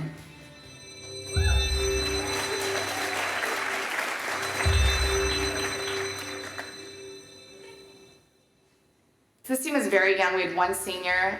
They competed. Didn't matter who we were playing, the top team. average team. It didn't matter who we were playing. They went out and battled every single game. Not many coaches can say that they have that type of team. The practices led to like what would we do in the game. So if we had a good practice, majority of the time we had a good game the next day. I'm more of a vocal leader. I help my teammates stay on point, on and off the court, and I encourage them at any moment when they're up and when they're down. When they're on the court, they're serious. They're super competitive. That's what I love about them. But when they're off the court, they have fun. We expect a lot, and we always we hang out like almost every day. It's been fun. To be chosen as one of the three is a true honor and something we do not take lightly. And we put in so much hard work. They deserve it. It's very hard to win one state championship, to go back to back. That's the hardest season, and these girls work their butts off and deserve every accolade that they've been given this year.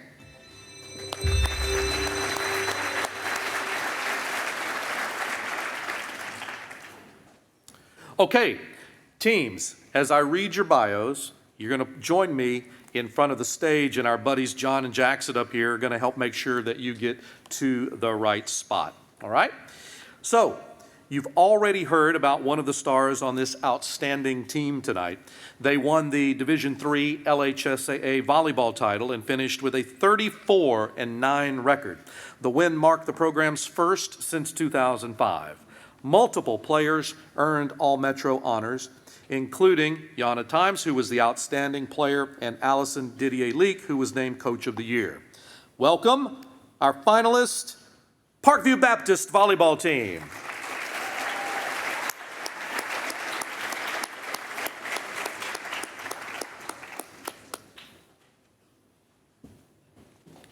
Congrats again. You can go all the way over.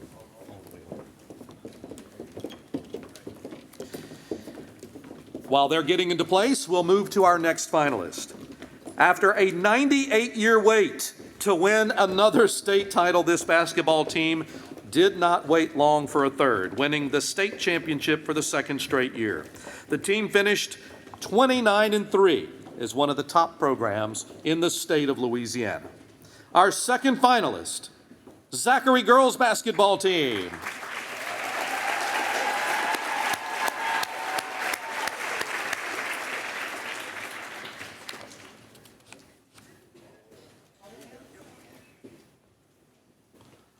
Yes. On that, Coach. Hi. Congratulations again. Absolutely. Good to see you. Be well. Our third finalist is a program built on tradition.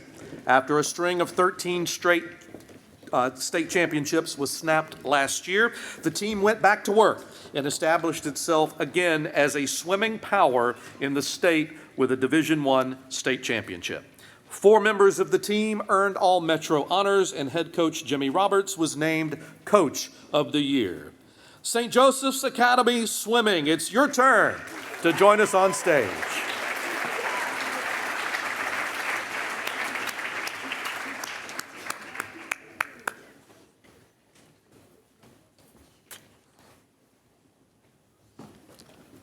Congratulations, y'all. Congratulations.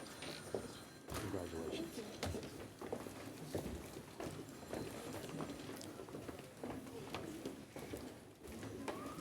Congrats.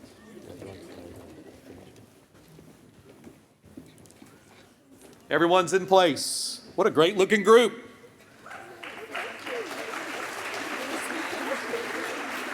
Really, really hard decisions.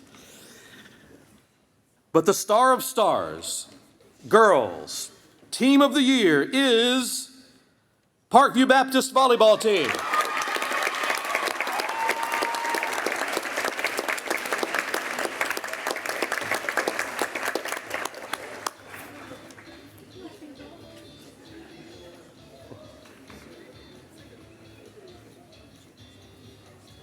There comes Jackson.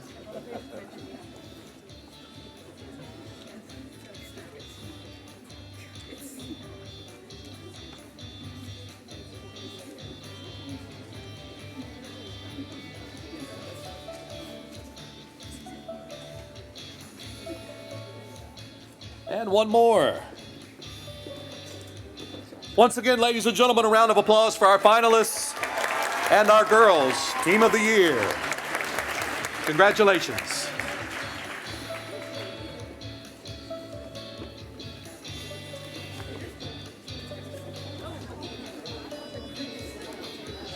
Probably should have had some of them go down right there. Yeah, that's all yours. You got disappeared. All those kids on. Behind the volleyball days.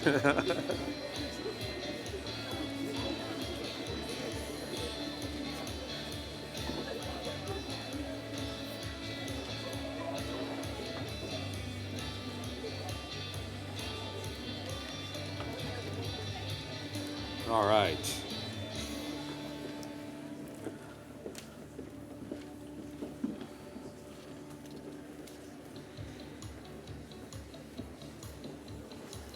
Now, ladies and gentlemen, it's time to meet our Boys Team of the Year finalists.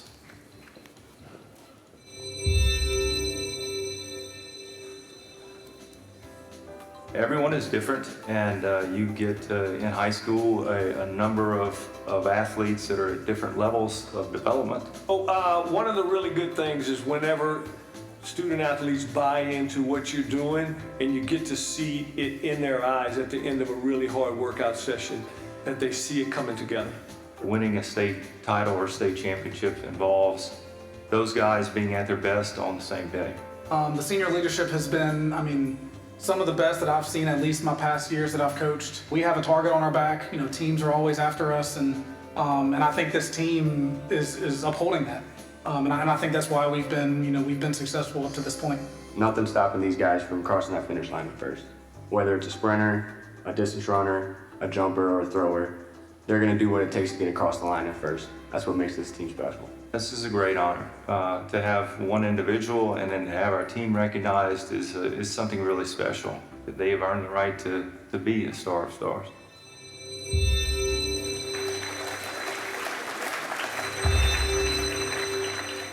I was blessed to have some great role models and coaches that I either worked for, and then obviously with my dad, watching him coach. We try to do our best to have that same approach at the Dunham School, and I think it fits really well. The beliefs of the school, the beliefs that I have, the beliefs of the families that are there playing and a part of it. 2004 was the last state championship. The year before, 2024, we played for the championship, and I feel like there was probably a lot of pressure on our kids that we needed to win on the 20th anniversary. And so to be that close and then have another opportunity that our kids earned, that was really special. Really for all of Dunham, but especially for those kids. It definitely clicked through, all the work put in the off season. Not only make it back to that game, but actually win it this time. Really, their love for each other. It's so fun to watch them just commit to each other and buy into what we're teaching, and no matter who was scoring the touchdowns or having the big plays, the excitement for that was never changed, and that's really cool to see. We got a lot of great teams in this area, and so to be a finalist, that's a tremendous accomplishment in itself. It just says a lot about how hard those kids work.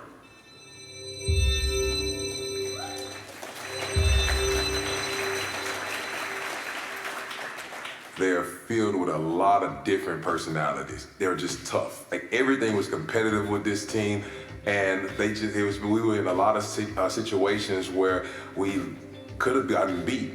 We went to 3 overtimes with Negative Central at Negative Central, and we found a way to be successful. A lot of the kids that I go to school with now, I've been going to school with since I was in 3rd grade, been knowing them, playing AAU with them, traveling with them, so I know their mom, cousins, aunts, grandmas, and we're just like a whole big family, and we're really close, so I feel that plays a factor in us winning the championship. I've been coaching now for over 25 years of basketball, and this has been one of the funniest group of kids that I've been around in those 25 years.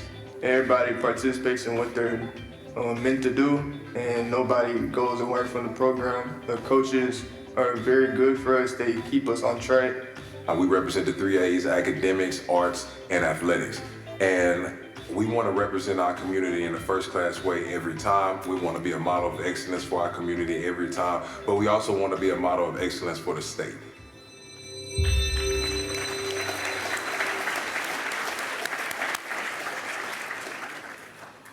Once again, teams, as I call you up, please join us here on the stage. Our first finalists for Boys Team of the Year, Catholic High Track and Field.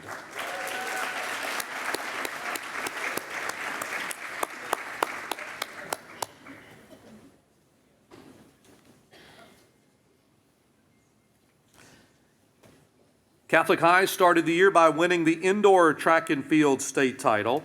In the outdoor track and field, this team didn't skip a beat and won the 2026 Class 5A Boys Team State Championship.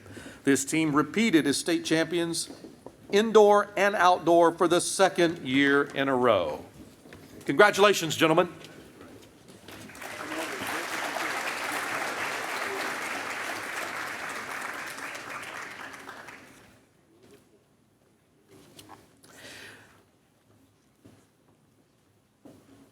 Our next finalist, Dunham School Football.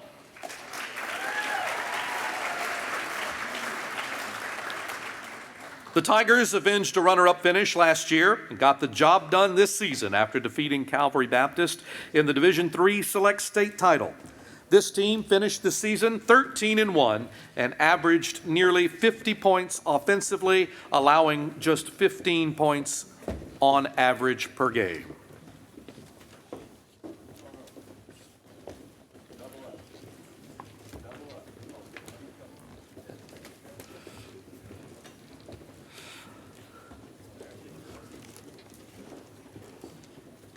Congratulations to the Tigers.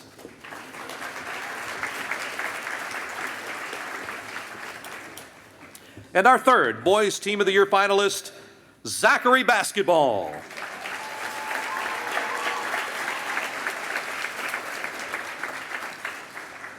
The Broncos continued their dynasty, winning their fourth LHSAA title in 6 years and finished with a 33-4 overall record.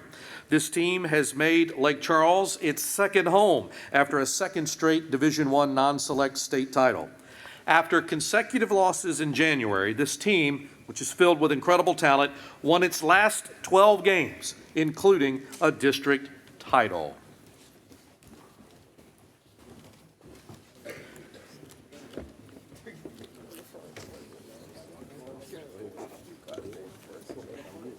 Come on up, guys.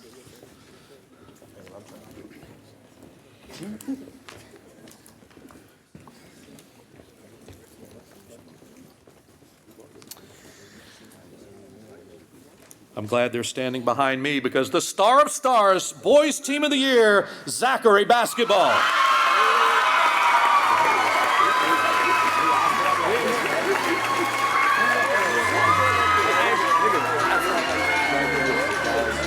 Well done.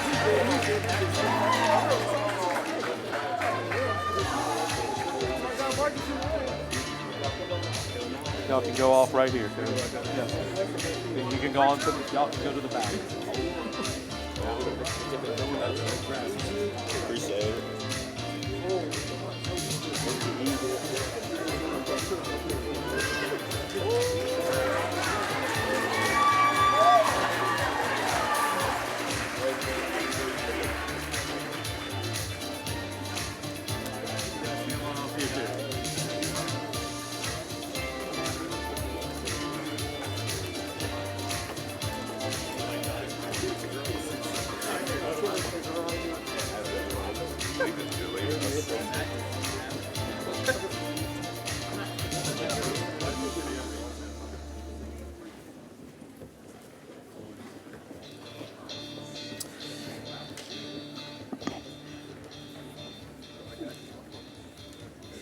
Once again, congratulations to Zachary.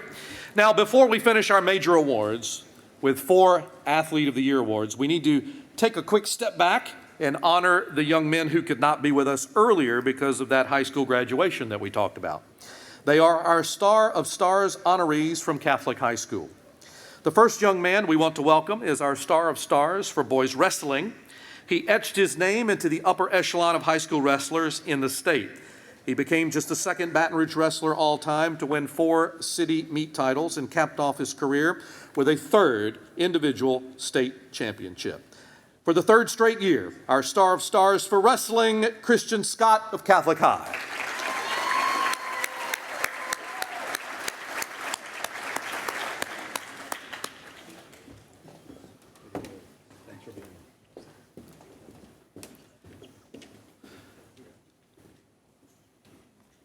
Congratulations. Our boys golf star won the Metro individual title this year with a 2 under 70.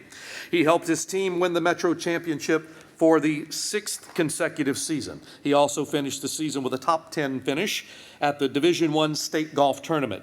He's also the All-Metro Large Schools Player of the Year, and tonight he becomes the star of stars for boys golf from Catholic High, Drew Prieto.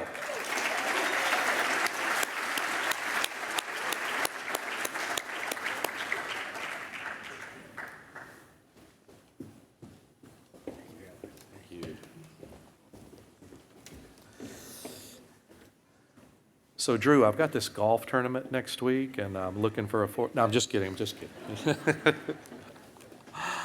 Our track and field boys star was a force throughout the season in indoor and outdoor track and field. The Rice signee helped the Bears win the indoor and outdoor track and field state title, as you heard previously. He was a key member of Catholic's relay team that compiled multiple first-place finishes throughout the year, and he is the star of stars for boys track and field, Henry Minsman of Catholic High.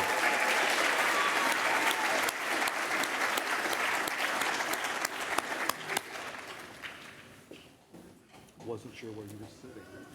Thanks to be here. Yes, sir. Thank you.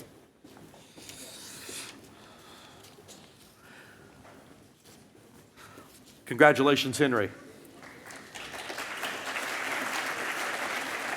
Our baseball winner did it all for his team. He was named the District 4-5A MVP for his efforts at shortstop and starting pitcher. The Southeastern commitment had a .433 on-base percentage and knocked home 3 home runs. On the mound, he had a career-best 1.71 ERA and a 9-1 record to help his team reach its 3rd straight state championship series. Our star of stars for baseball, Mills Richardson of Catholic High.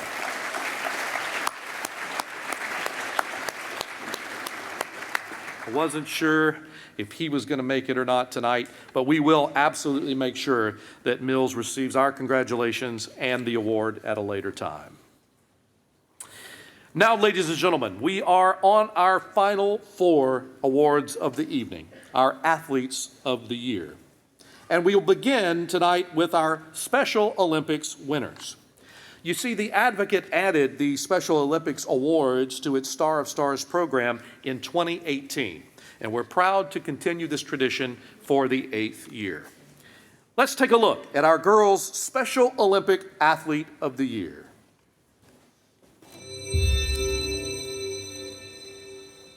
Savannah got involved with the Special Olympics from school. And she gets excited when it's time to go play basketball. And then in the summer, she loves baseball, and she can throw a baseball like crazy. But when she gets hot, she's ready to come inside. It makes me happy when my family cheers me on. She's just an all-around happy person. She's happy with herself. Being the happiest is being with my friends. Their world is so different from our world. And I would pray that Savannah always has people around her to love her and encourage her, because she is special. I won't forget this award. I remember this moment. I want to keep it as a memory.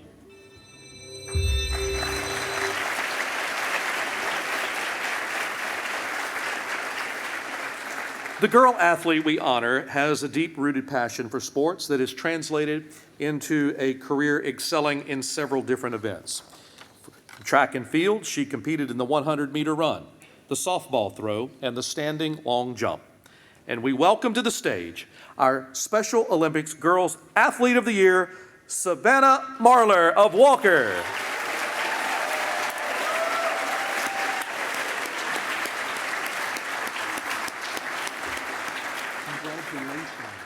Congratulations, right over here.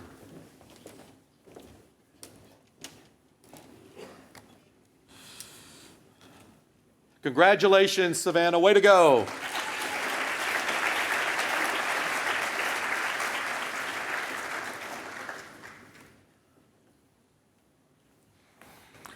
And next, we'll meet our boys winner.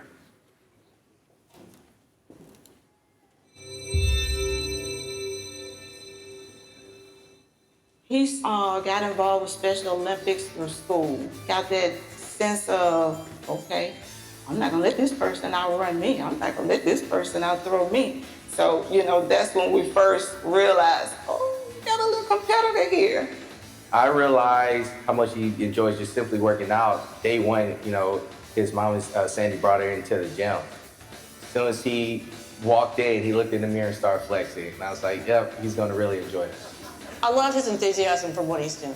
Whether it's, in my class, whether we're practicing for Special Olympics, whether we're showing up at a track meet, he's happy to be there, he's happy to give his best, and just his enthusiasm for participation in Special Olympic activities. If I could say anything to Devin tonight directly, it would just keep going. Keep moving, keep striving, keep being great, keep being the exact person who you are. Everyone loves you. Just keep dancing and flexing. Never, never, ever give up. Always keep pushing because you can do it.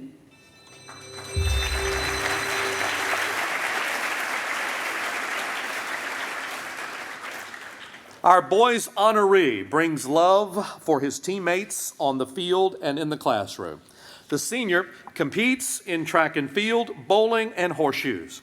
He brings passion for athletics and caring for his peers every time he competes. Ladies and gentlemen, our Special Olympics boys athlete is Devin Albert of EBR Virtual Academy.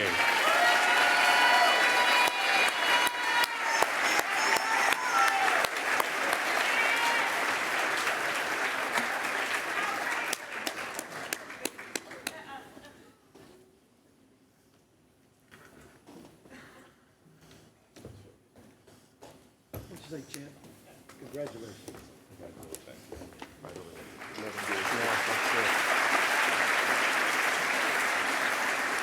Congratulations, Devin. Hit that flex for me one time. That's it. Let's go. Congrats.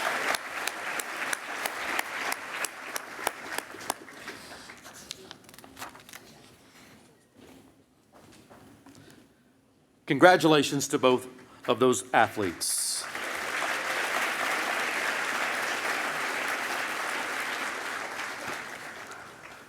Well, ladies and gentlemen, it all comes down to this. The Star of Stars Girls and Boys Athlete of the Year Awards. Let's meet our Girls Athlete of the Year finalists.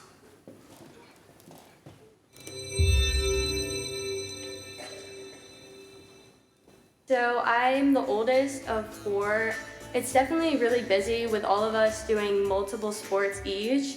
And in some of the sports, I get to share that time with 2 of my siblings. So it's really fun just to get to spend all that time with them when we have it. She doesn't just do anything halfway. She always puts 100% in everything, whether that's her schooling or her running or anything. Soccer, cross country, track, swimming, indoor. She is that person that she will play at a high level with all the sports. She still put everybody else in front of her. She is super humble. Everybody knows Lucy is a multi-sport athlete, but the one thing she can't do is beat me in baseball and football. And I think 3 years into her career, something clicked. And then all of a sudden, she just became this athlete that was unstoppable. Not only on the local stage, but even on the national stage. You don't make winning an award a goal, but the fact that Lucy was nominated for Athlete of the Year finalist, an award that I was able to win, just means so much to me and our family, and it's such a blessing, and we're very grateful. Yes, I'm very honored to be considered for this award. I just think that shows all the hard work I've put in, and that when I just trust in God, He will lead me where I need to be in order to glorify Him and be the best I can be.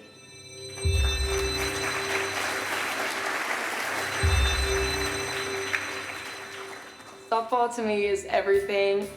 I think my whole life kind of revolves around a couple things: softball, God, and my family. And I'd say softball, it just teaches you so many lessons in life, and It allows you to be a better person and just like go through experiences that other people aren't able to. She's gonna find a way to get better each and every day, each and every practice. No matter what it takes to get better, she's gonna do whatever it takes. We had a tournament, it was at 8 o'clock in the morning, and she wanted to pitch before we left to go to that tournament, which meant I had to wake up at 5 o'clock in the morning to go and catch her. And I thought at that moment, I said, well, that's not normal for an 11-year-old. You have to have a lot of drive. If you're gonna pitch, for her the next level, you've gotta wanna do it and take your extracurricular time, where everyone else is going out and doing all of these things and you have to work on your craft. My family's been super supportive. I have a huge family and they've been with me at every tournament, every game. My little sister's running around the ballpark. Yeah, I just want to thank my family, my friends, God, for giving me this opportunity and just pushing me to be better.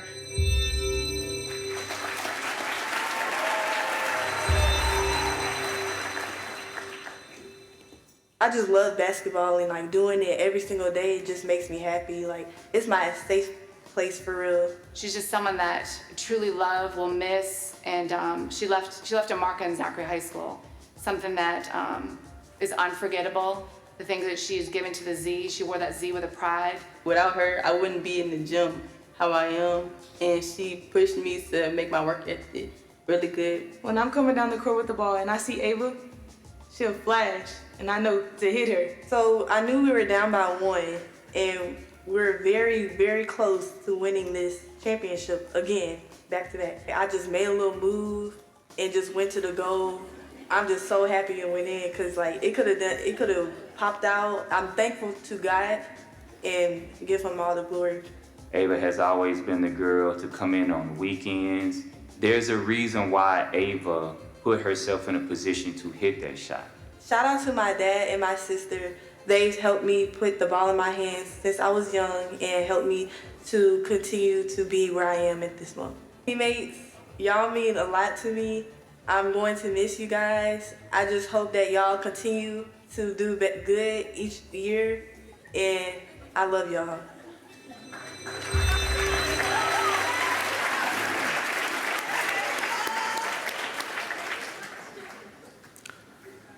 Once again, finalists, join us on stage as your name is called.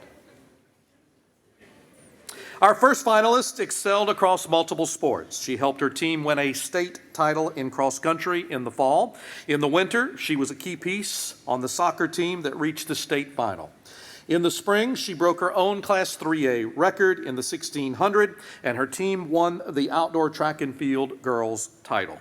By the end of the year, she had reached 23 individual state championships and 14 team championships in her high school career. Our finalist, Lucy Kramer of Parkview Baptist. Congrats.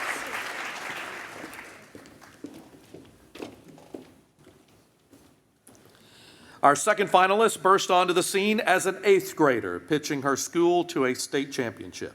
She continued to blossom into a softball star, and by her junior year, she batted .408 with 13 RBIs, 2 home runs, and in the circle, she finished with a 0.48 ERA with 224 strikeouts, including multiple no-hitters. Our second finalist, Malloy Miles of French Settlement.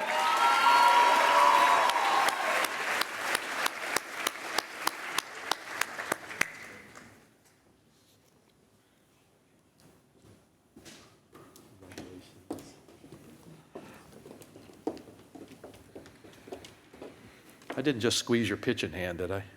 No. Oh, goodness. Whew. Now it's time to meet our third finalist. In her senior year, she overcame a knee injury to put up big numbers for her team. As the lone returning starter, this senior led her squad to a second straight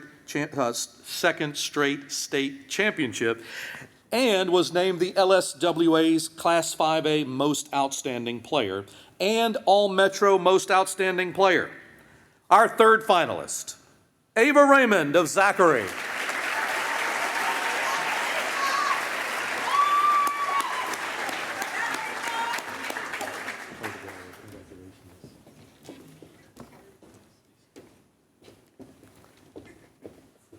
They are terrific. And our star of stars, Girls Athlete of the Year, is Ava Raymond of Zachary.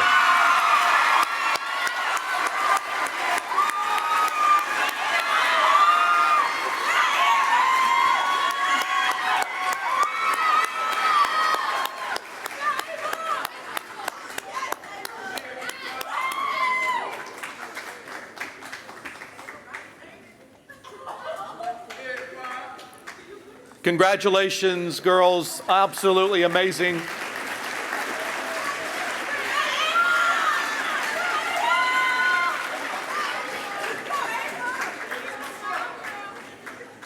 Ava, I should have had you demonstrate that winning move you talked about in the video. That would have been pretty cool. I guess it's a miss.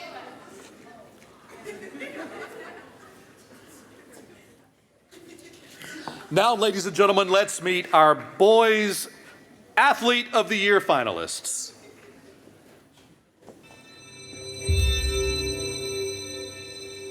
I say my motivation comes from just my family, wanting to be the best person I can be for my family, my coaches, and my teammates. We're just proud that Elijah stays humble. He likes getting recognized, but I think he likes the team to get recognized more than anything. One of the things I've always tried to instill in him is, don't get too high, too low. The greats don't get too high, too low until the moment's right. Something my dad brought up is chop wood, carry water. And it's just a self-reminder to always be humble, always be, still willing to put the work in no matter, what you've done in the past. I really respect that about Elijah, his willingness to commit to our team and commit to the process and block out all the other noise and just be the best he can be for our team. What you see is what you get. He doesn't put on one facade, in front of the camera and then act differently in the locker room with his teammates. Just super blessed and so thankful for being acknowledged for this award. It's not something I take lightly. To my guys, I just want to say I love y'all. I'm so thankful. We got one more year together, so let's get one more.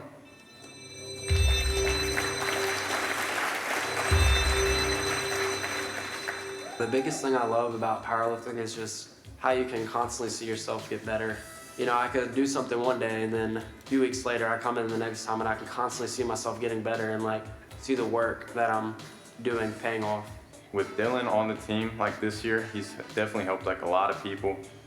Especially the new coming freshmen. He's helped them a lot. He's kind of like a assistant coach almost. I wouldn't be anywhere without my coaches and teammates. My head powerlifting coach, Coach Littlefield, he's very kind and patient, and we've definitely just learned a lot together. The special combination of both naturally gifted and just relentlessly dedicated. We knew that he would probably have the chance to be a state champion. I never dreamed that he would take it as far as he did. To be nominated for this award means a lot to me, especially just being a powerlifter, and a lot of powerlifters just don't really get the same recognition as football and baseball and basketball, so it's pretty cool to see that powerlifting is kind of starting to grow more as a sport, especially in our state, and just being able to get this recognition, and me being the first one to get this.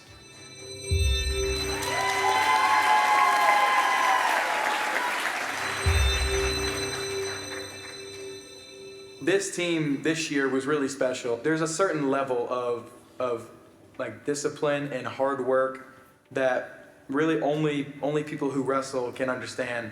The level of dedication and the level of grind and grit that it takes. He had that it factor. When the stakes were high, you knew you could count on what he was going to do. It was never a worry when he was in a big match for me. It was like, okay. He ended up leaving Catholic as the most accomplished wrestler in Catholic history. It was a real fun season just to be a part of the team and have that last, few months together. It's a privilege, and there's lots of people I can thank for that, my parents, friends, people around me. And he's always gonna keep you to a high standard. He's just one of the best teammates I've had, one of those driven people, and he's really a team player when it comes down to it. I didn't fully expect to kind of be in this situation right now, but I'm really grateful for the opportunity. I really couldn't have done any of this without my practice partners. Just gotta thank y'all for all that.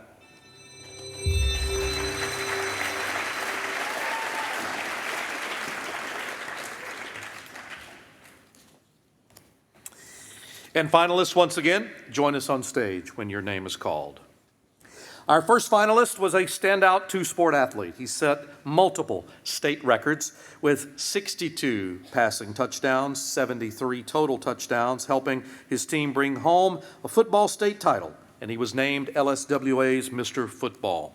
In basketball, he earned LSWA first-team All-State honors and helped his school reach the state semifinals. Our first Boys Athlete of the Year finalist from the Dunham School, Elijah Haven.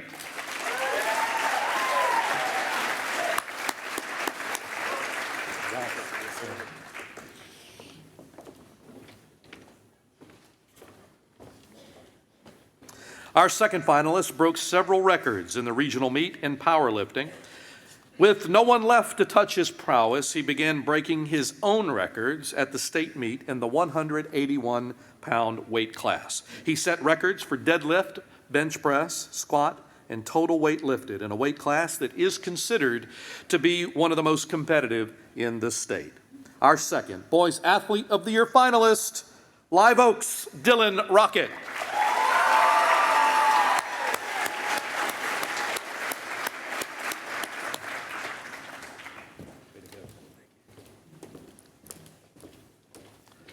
Yeah, I'm not hurting his hand when I shake it. Our third finalist modeled excellence in his wrestling career. He won 4 city championships, 3 individual state titles, and was a 4-time All-Metro Outstanding Wrestler honoree. His name is written across the record books in Louisiana for high school wrestling. A role model on the team, he closes his career as one of the best to ever hit the mat in our state. Ladies and gentlemen, our third finalist for Athlete of the Year, Catholic High's Christian Scott.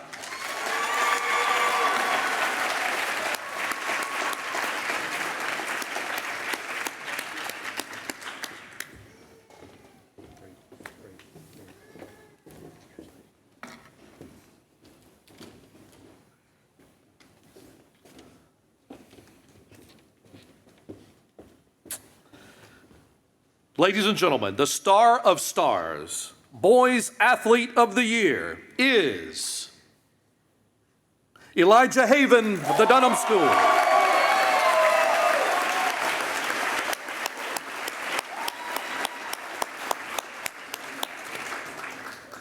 This is Elijah's second straight year as the Boys Athlete of the Year winner. Ladies and gentlemen, congratulations to these finalists and to our winner.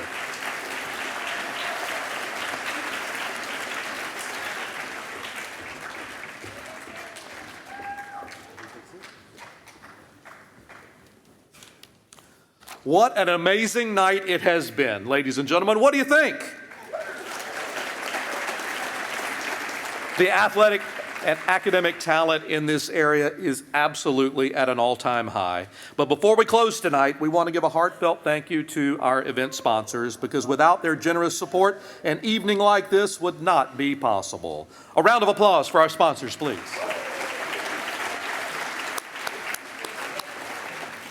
To all of our honorees and athletes, congratulations. Your achievements, your stories, and your dedication have truly inspired us all. Now, before you leave tonight, all honorees are invited to take professional photographs with your award alongside our 3 distinguished Star of Stars alumni panelists from earlier tonight. Once we conclude, please make your way to the back of the ballroom and our team will assist you through the photo line. Now that you have your hardware, let's take a moment. Award winners, if you would all please stand, face the crowd, show off that hardware, and let's give you one final round of applause. This is your opportunity, parents. Get those phones and cameras out. Stand up, everybody, if you won. Face that way, and let us properly recognize you.